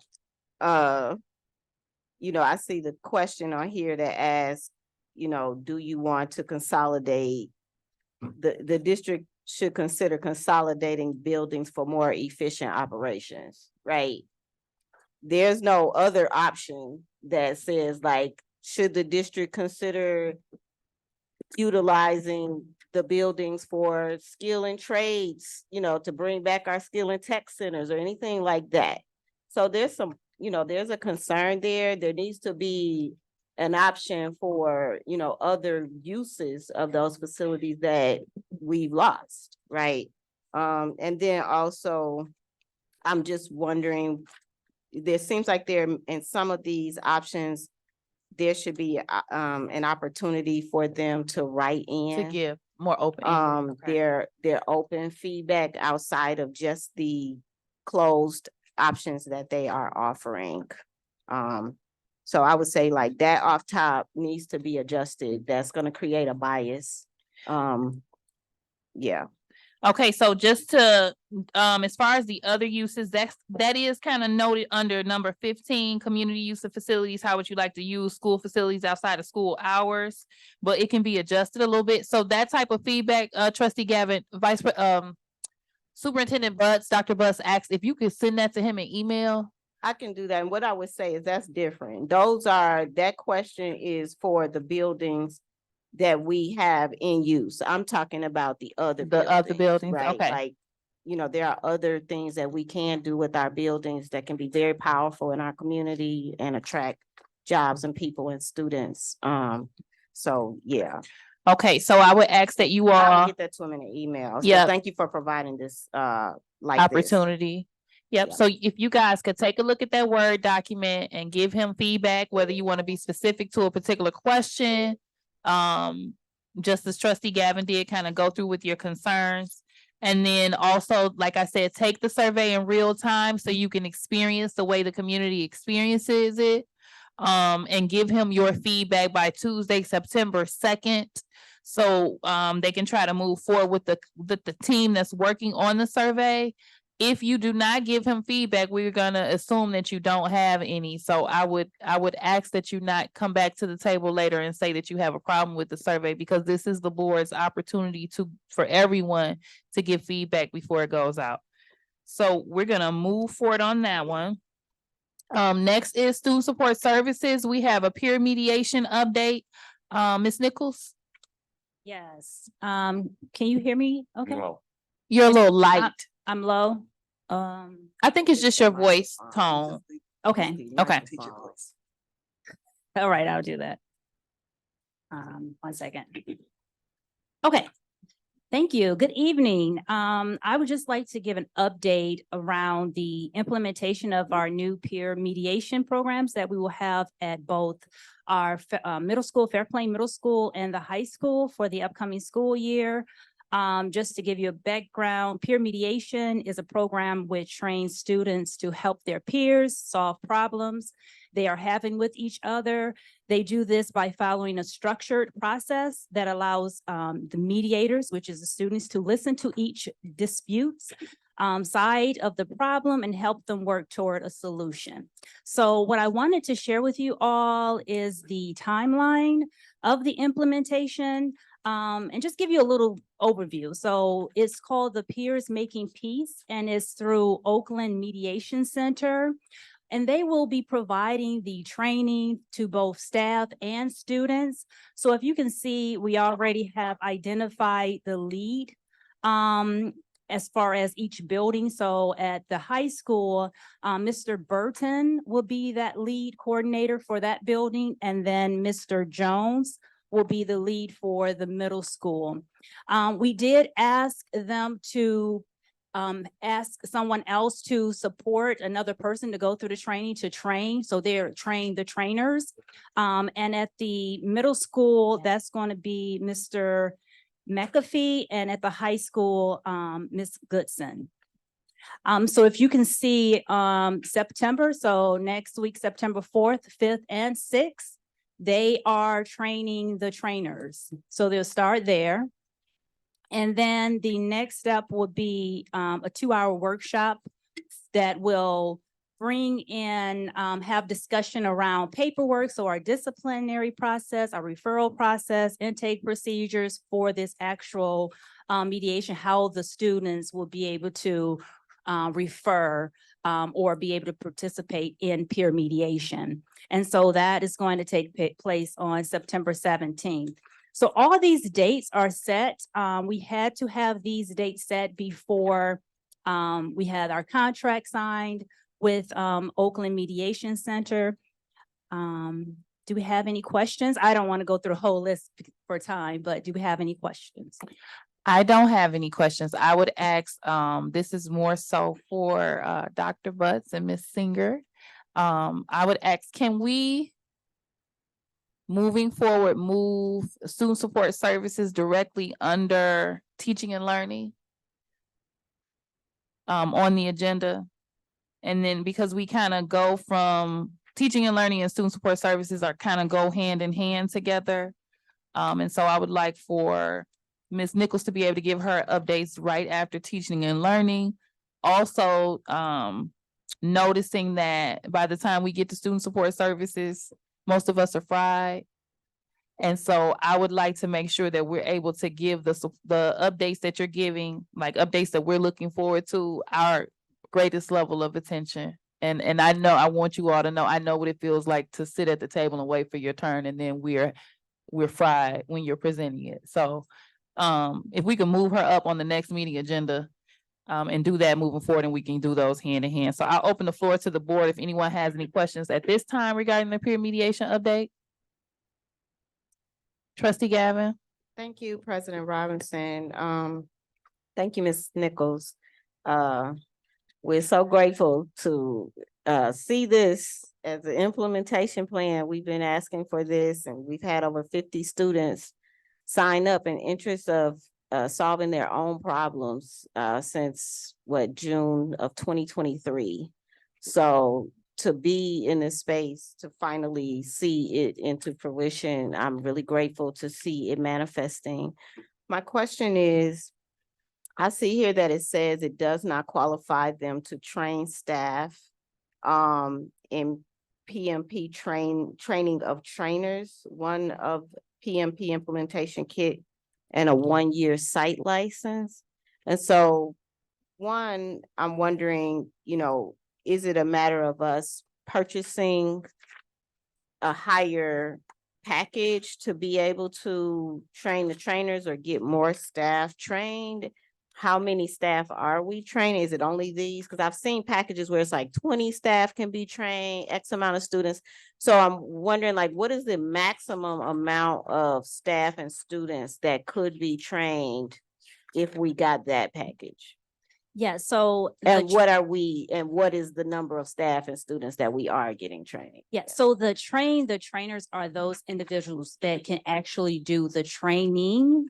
So that right now we have four. So there's 2 at each building. So 2 at each building, but the actual to be able to support the peer mediation, it could be a number of staff. So if you notice at the peer mediation training, that includes both students and staff. So there'll be additional staff that will be able to participate with, that'd be called the implementation team, and there'll be some more staff overview. Yep, and can you tell me how many students this license allows us to train as peer mediators? And yeah, how many students? I can get that number for you. When I did have a conversation with them, they didn't say that it was a max for this, but it is for our the trainers. Okay. But I will get that information to you. Okay, and so just for my clarification, what you said is that these trainers, our staff, they're able to train students on the program.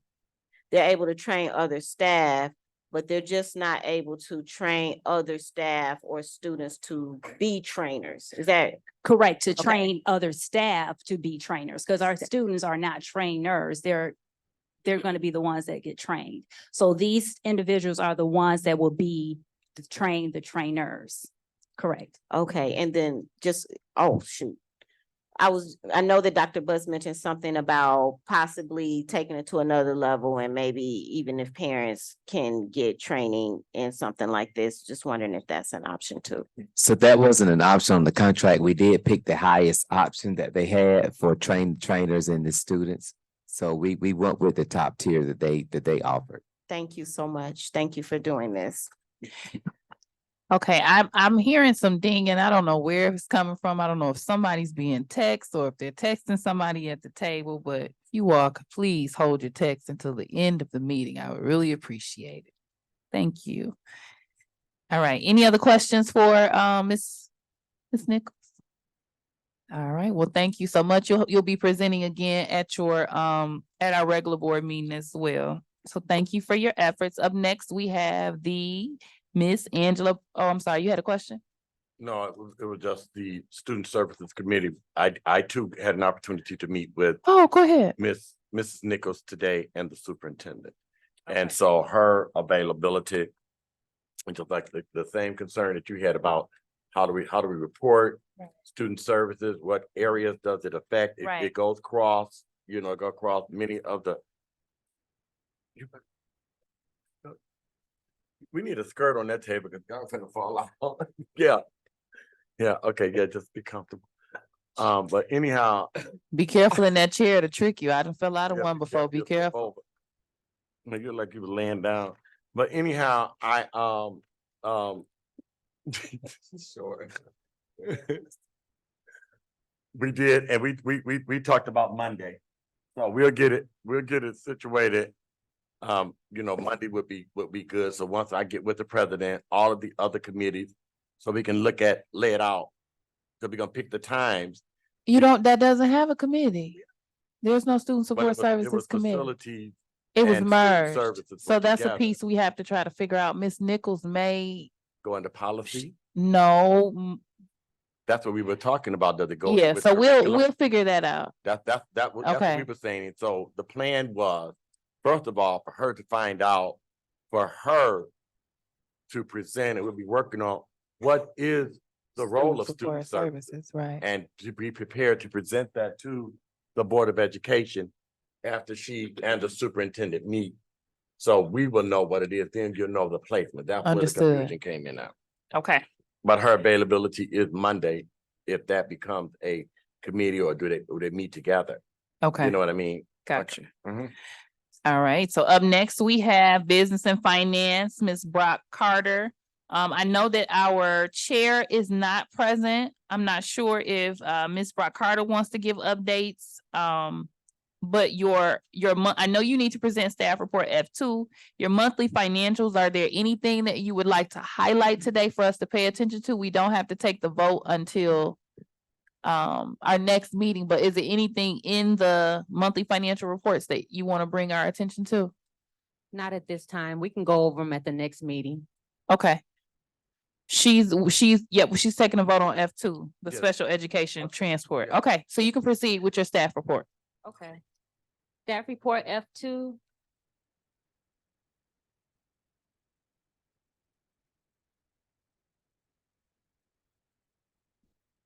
This is for the purchase of a van for our special ed sped student transport van.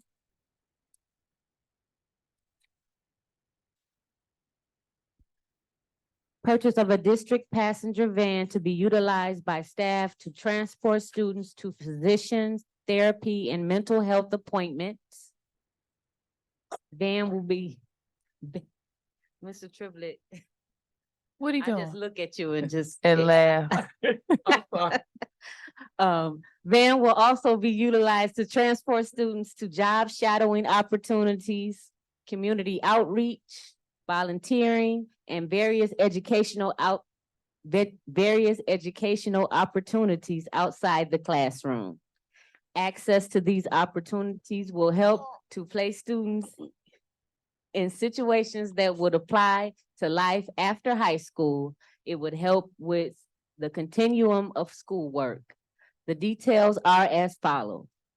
Purchase from the Valley Chevrolet GMC in Benton Harbor. The vehicle is a 2024 Chevy Express Passenger 3500 van. The price is $55,000 and the funding source is 31AA. The recommended action is that the Benton Harbor Area Schools Board of Education votes to approve the purchase of a transport van for special education. All right, is there a motion to approve staff report F2? I make a motion to approve staff report F2. Is there a second or support? Second. The motion has been made by trustee Rocket Martin and supported by trustee Gavin. Any questions, comments, or concerns from the board at this time? Trustee Gavin. Real quick, just grateful that we are moving in a direction of transporting students to mental health support services and other things. Everything you mentioned, I think is really great. One quick question is it used or new? It's new. It's a new van. Okay, awesome. Thank you. All right. I do- Secretary Triplett? So who would be over this van? Who would be responsible? Who would drive this van? Do they have chauffeur endorsements? Do they meet all of the criteria necessary to do this? Welcome, I'm Mr. gonna Burnick. Refer that to our Director of Special Ed, Mr. Burnick, Dr. Burnick. Dr. Burton. Thank you, Ms. Brock Carter. Bless your heart for sitting here all this time just for this cameo. You know, this is, yeah, I've been waiting all night for my spotlight. All right, well, you got it. Let's go. We got it. All right, so we would need chauffeurs licenses in order to transport students. As far as I know that we already have staff that have chauffeurs license. It's a small cost. I have a chauffeur's license. It's a quick test. So we're going to work to get people some chauffeur's licenses. As far as the day-to-day, we will come up with a protocol and procedure about checking out the keys, writing down the mileage, the gas gauge, where it's at, and just daily maintenance. You know, are you hearing anything? Is anything squeaking? That kind of stuff, so we can keep a daily log on it. And that will all be created with my colleagues. Was that all the questions? Yes, Secretary Triplett? I just know, we had an athletic band. And so coaches had to have the chauffeur endorsements and all of those different, things, making sure that we're in compliance with all of that. Now, we do have documentation because this van cannot, it has to be used for the purpose in which it was, that we voted to do it. And so you can't have people around here driving it like it's theirs. You have to stay on top of it, so. And we will be creating district policy to address the van and the use of the van. It will be overseen by the business office as well. All right, if there's no, I just want to add, I think this is extremely exciting. I think this is us being forward thinking and innovative in providing supportive services to our students. So I support it fully. If we have no other comments, I would ask the Secretary Triplett call the vote for staff report F2. President Robinson. Yes. Secretary Triplett, no. Excuse me. Secretary Triplett, yes. Trustee Rocket Martin, Yes. trustee Gavin, Yes. Madam President, motion carried. All right, awesome. So next, on our agenda, we have old business board retreats. I am interested in scheduling the next training. As you guys are aware, we have to have two trainings completed by November. So I'm considering September 21st as the second board retreat date. However, I will email that out. That's a Saturday. And it would just be part 2 to the great work that we did in July. There were a couple handouts and things that I thought were very powerful that was in that first training that we didn't get to dig into as deeply as I would have preferred. So I know that the second training will include at least 1 or 2 of those forms that we had before. And then I will go back to my retreat notes to look at the actual topics that we said we wanted at that particular time. So that's just me trying to give you guys a heads up regarding our board retreats. I'm anticipating September 21st as the next training date. Under new business, so I wanted to pre-message to the board. I believe the next meeting that we have is Tuesday, September the 10th. I will not be available that date. I won't be present. So I just wanted to make sure you all are aware of that. It's a Tuesday, September the 10th. We might need to make an adjustment. I was Because it's giving, very serious business. I was giving you all that opportunity now. I know that you're able to manage a meeting without me. But I wanted to pre-message that. So if you all wanted to adjust it, at this time, we could do that.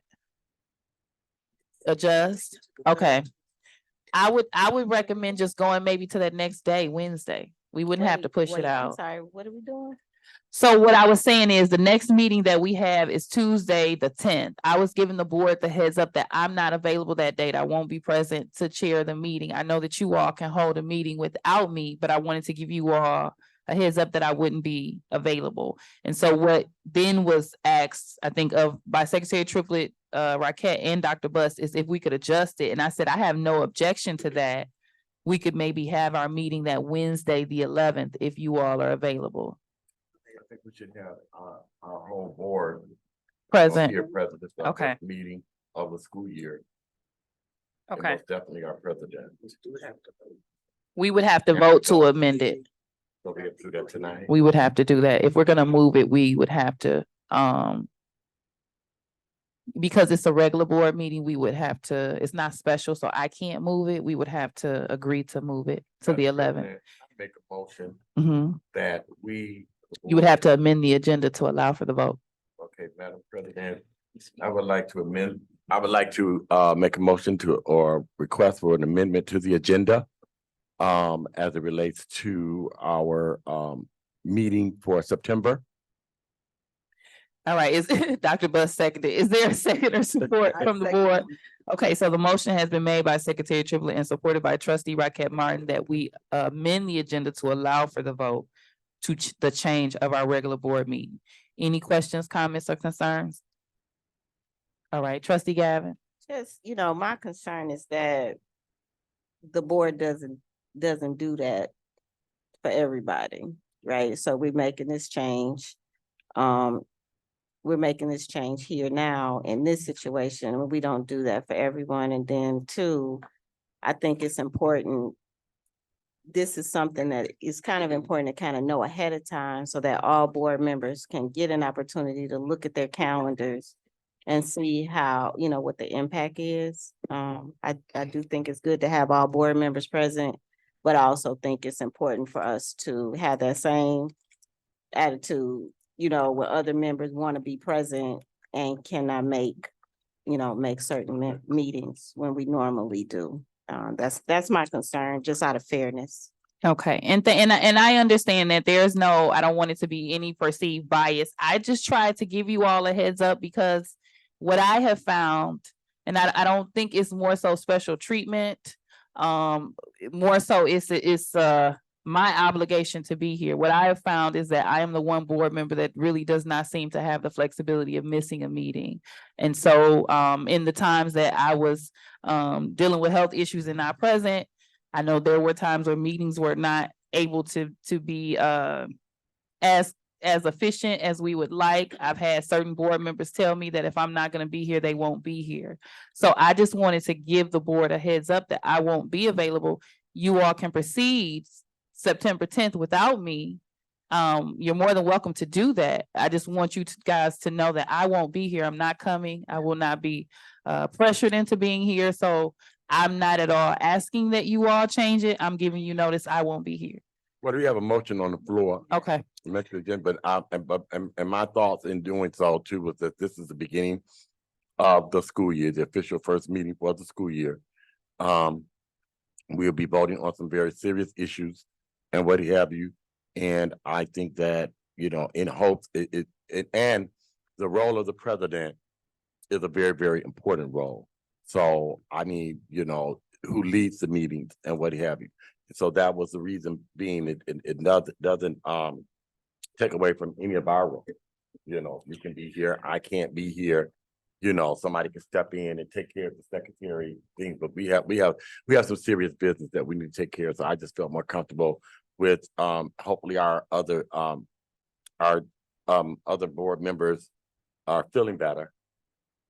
We have one that's out for illness and what have you, hopefully they're feeling better and that Wednesday will not be a conflict. So that was my reason. It wasn't anything that you were special or anything. You're the president of our Board of Education. I think the president should be. I'm okay with it going forward and me not I being here. understand. But Okay. that's why I put it out here.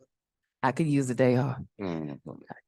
Okay, so go ahead, Secretary Triplett called the vote. This is simply for the amendment of the agenda. We still have to take the actual vote. President Robinson, Yes. Secretary Triplett, yes. Trustee Rocket Martin. Yes. Trustee Gavin, Yes. motion carried, Madam President. All right, so now we're actually taking the vote. The recommendation from the board during discussion was Wednesday, September the 11th. And I would anticipate the same time as standard 6 o'clock. So I would ask, is there a motion from the board to move our regular board meeting from September the 10th to Wednesday, September the 11th at 6 o'clock? I so move, Madam I President. second. The motion has been made by Secretary Triplett and supported by Trustee Rocket Martin. Any other question, comments, or concerns? Trustee Gavin? My concern is that I do have a meeting on that day that I will likely have to reschedule if this vote passes. My other concern is, you know, and I know that the staff are employees, but I guess my other concern is how does this impact their schedules as well, and the other people who make plans for Tuesday to be the day that they're not available. I mean, they are here, you know, I'm just wondering how this may impact the other people who have to make those changes for that day. So what I would ask, I know that Dr. Butts was very strong in my ear suggesting that we change it. I would ask that, I know that our staff has a little under or just about 2 weeks to make concessions. However, I would ask that you are provide grace or grant grace that if there's a particular staff that due to this unexpected change 2 weeks before the meeting is unable to be here, that we would make considerations for that. Yes, ma'am. Okay. All right, Secretary Triplett, can you call the vote? President Robinson. Was the motion made? It was. Yeah, okay, because we're in discussion. Okay, President Robinson, yes. Secretary Triplett, yes. Trustee Rocket Martin, Yes. Trustee Gavin, No. motion carried. All right, is there anyone here for open public comment? All right, hearing none, we're at superintendent announcements and comments. Dr. Butts? I digress. Okay, I don't blame you.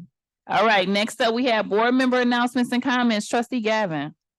I didn't get an opportunity to thank Director Kupch and anybody else who worked on the back to school bash. It was really beautiful event. I did attend that event with my son and just really appreciated the backpacks being there. He had an opportunity to meet his new principal, and then when they clapped the students in, he was able to see Miss Gilbert there as one of the first faces.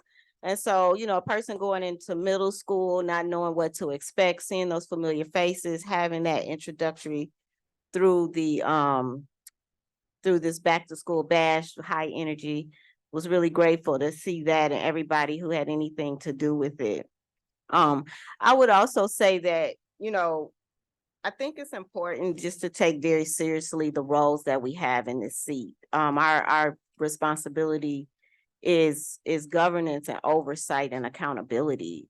And when we do that, it is not to be divisive, but to be decisive and to provide direction as to how our school district and our school system should go. And so we have our ears to the streets. We, you know, we have the ear of the community, the ear of the staff, the ear of the students.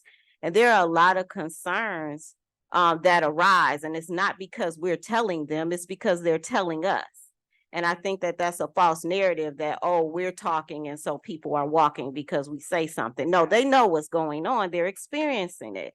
And so it's important for us to make sure that we respond and that we don't respond in a way that, you know, old school politics, not really getting anything done, not doing anything about it. It's very important that we stand in the gaps for the people who we represent. And when there is a demand that something be done, we have the power to do it. And so I take politics very seriously. Some people think it's an offensive word. I look at it as policy, and policies impact every aspect of our lives. And so when I make a motion that we, you know, reprimand to correct, this is not a witch hunt. I am not a witch. I am a human being with a serious concern on behalf of the community. And so a lot of the things we can prevent from happening if we take corrective action immediately. And so I understand that my colleagues think differently. And I would also, you know, ask them to put themselves in the seat of the students and staff and other people who are impacted by the decisions. We can't complain. We can't say we didn't know and then we don't do anything about it when we find out, because that translates into neglect. But when we do something about it, so many powerful things can happen for our community, because our kids and our staff, we have some amazing kids and amazing staff with great ideas. And it's up to us to provide the proper leadership to make sure that those ideas happen and that, you know, chaos is not the result. So really grateful for today and everybody that came out, everybody that's on Zoom. And I'm really grateful for the start of the school year and our staff and the great information about peer mediation. So the best is yet to come. Thank you. Thank you, trustee Gavin. Trustee Raquel Martin. Yes. I'd like to start off first by saying, Dr. Buzz, I'm thankful for your leadership. I'm also thankful for your cabinet that you put in place, because your cabinet that you put in place are now providing the leadership in different areas that are needed so that the job is getting done. And if you stop and look at it, you see that the things are now getting in place because of the cabinet that he put in place because of his leadership. And I appreciate that. I also would like to thank you all for the back to school bash, because what I saw were teachers, I saw students, I saw principals, I saw people excited to work for Benton Harbor area schools. The efficacy was not low. The kids were excited. I've been in the buildings. They have their rooms are simply beautiful. The time and effort they spend. I drove by one school on Sunday. The teachers' cars are out there because they're working on Sunday to get a job. They're looking forward to working for Benton Harbor area schools. They're looking forward to greeting their kids. And I think we just have to stop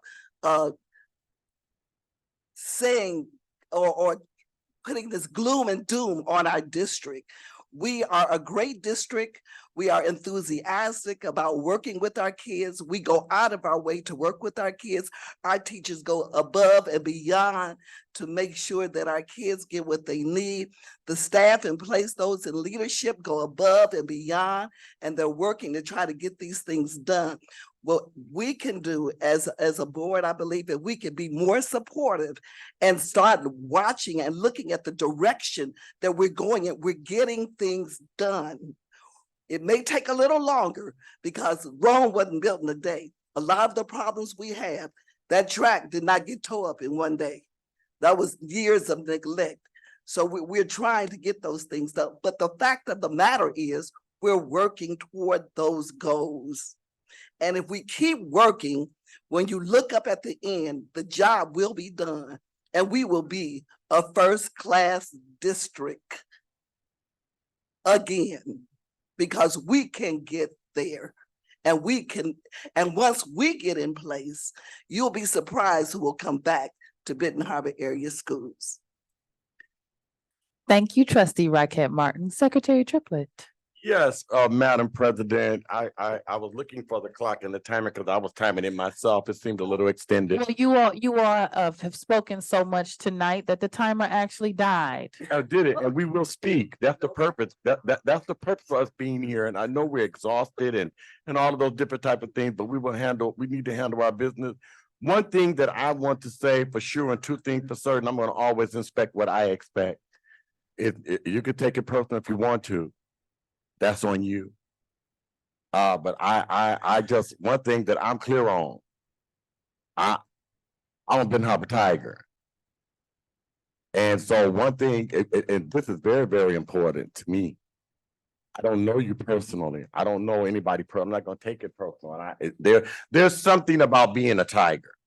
And, you know, for those of us who walk these halls and all that stuff, there's something about it. So we don't take it lightly. Okay.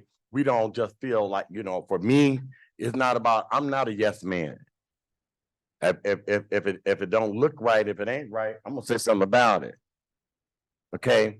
I was, and to Bud, Director Dash, and to the Director of Curriculum, I was having him to get in touch with you because she was telling you thank you, and she appreciated what you all did for the back to school bash. That was the only reason that I asked him to touch you, to bring your attention over here so you could hear a good note. But anyhow, I want to say, for as far as the track is concerned, I got it. I'm in that thing with you. As far as the track is concerned, I want it to be taken into consideration. I think that if our kids, the ball was dropped. We're not going to play games. What I will not do is sit in front of these people and play games. I always give you an opportunity. I come to the superintendent first and to the director of facilities so that you would not be shocked with what I was saying tonight. It is my wish, and I know our director of facilities want to get it started, but I don't want to get it started at the expense of our kids and our community. And so I want you all to take that into consideration. I asked for some specific information I can get with you tomorrow. Dr. Butts, I am available this week. Now we need to make the necessary adjustments. The length of the project, I didn't get that information tonight. And if I know Thursday is kind of late, whatever arrangement has been made for Thursday, but if this cannot be done, it's just going to be go in there, dig it up, tear it up, and just sit there for what? We need to be in our stadium. We got kids who are seniors who want to be on that field. We have an alumni that is looking forward to coming here for homecoming. We got all kinds of things. So if you would take that into consideration, it's not going to be done. So we can start it up in March and it'll be ready by that's 7 months, 6 months. And we need to get that information. Once they start, they won't have to stop. You tear it up, wintertime, they can't do any work. What's the purpose? If they can start it in March and we can make the necessary adjustments. And hopefully the director of athletic is also included in these conversations with the superintendent and the director of facilities. So other than that, Madam President, and to my colleagues, I appreciate you all so very, very much. I don't take anything that you say personal. I think everybody have a right to say what it is that they say and feel what it is that they feel. But I do want to say to our new directors, treat people the way that you want to be treated. I would like to say this to all of our directors, all of our new directors and office managers and what have you. Treat people the way that you want to be treated. And from that point on, we'll do well. Because we've sat at this table and there's been times when people weren't treated right. And some of you all experienced it before you got into your positions that you're in now. So don't forget. And you're going to have our support as long as you're doing what's right for Ben Harbor and for Ben Harbor area schools. And with that, Madam President, the bell did not ring, but I'm going to digress the rest of my comments. All right, so I will say thank you to everyone for coming out this evening. I would like to give Ms. Singer a warm welcome to her first meeting today. It's so exciting to see you learning in real time. And she got an opportunity to have a training moment earlier today when I called Liz in the 9th hour with an adjustment that I saw that needed to be made. So you're getting good training right at the start. It was a very important clarification that was needed. So I'm glad that you were able to witness that and are aware of things to look for or to watch out for in the future. I'm ecstatic about the directors that we have in place. I assure you, to the directors and our board and Dr. Buss, I am doing my best to try to cut down the length of our meetings. I also will be trying to look at the agenda creatively to ensure that you all are not just sitting here endlessly.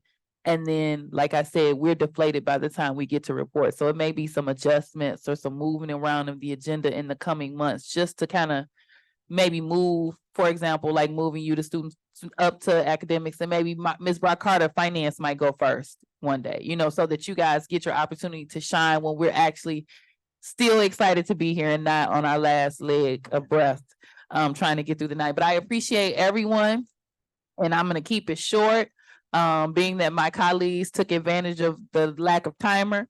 I will keep mine brief. So at this particular time, I have nothing else to say. I'll ask, is there a motion to adjourn? So I so move. And I second. The motion has been made by Secretary Tripp. Our superintendent's so tired, he making the motions too. He said, let's go.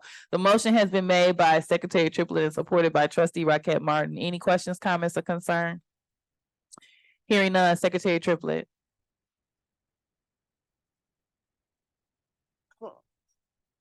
Yes. He got to get his roll call sheet together now. He gonna have a nice hot email waiting on. And the closed session meetings have been forwarded. Okay. President Robinson, Yes. Secretary Triplett, yes. Trustee Rocket Martin. Yes. Trustee Gavin. Yes. Madam President, motion carried.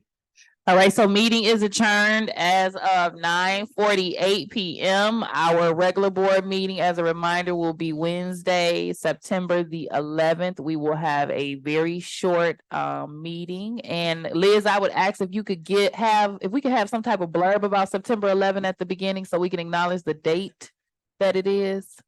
All right, meeting adjourned as of 9:48 p.m. You said adjourn. I am just trying to.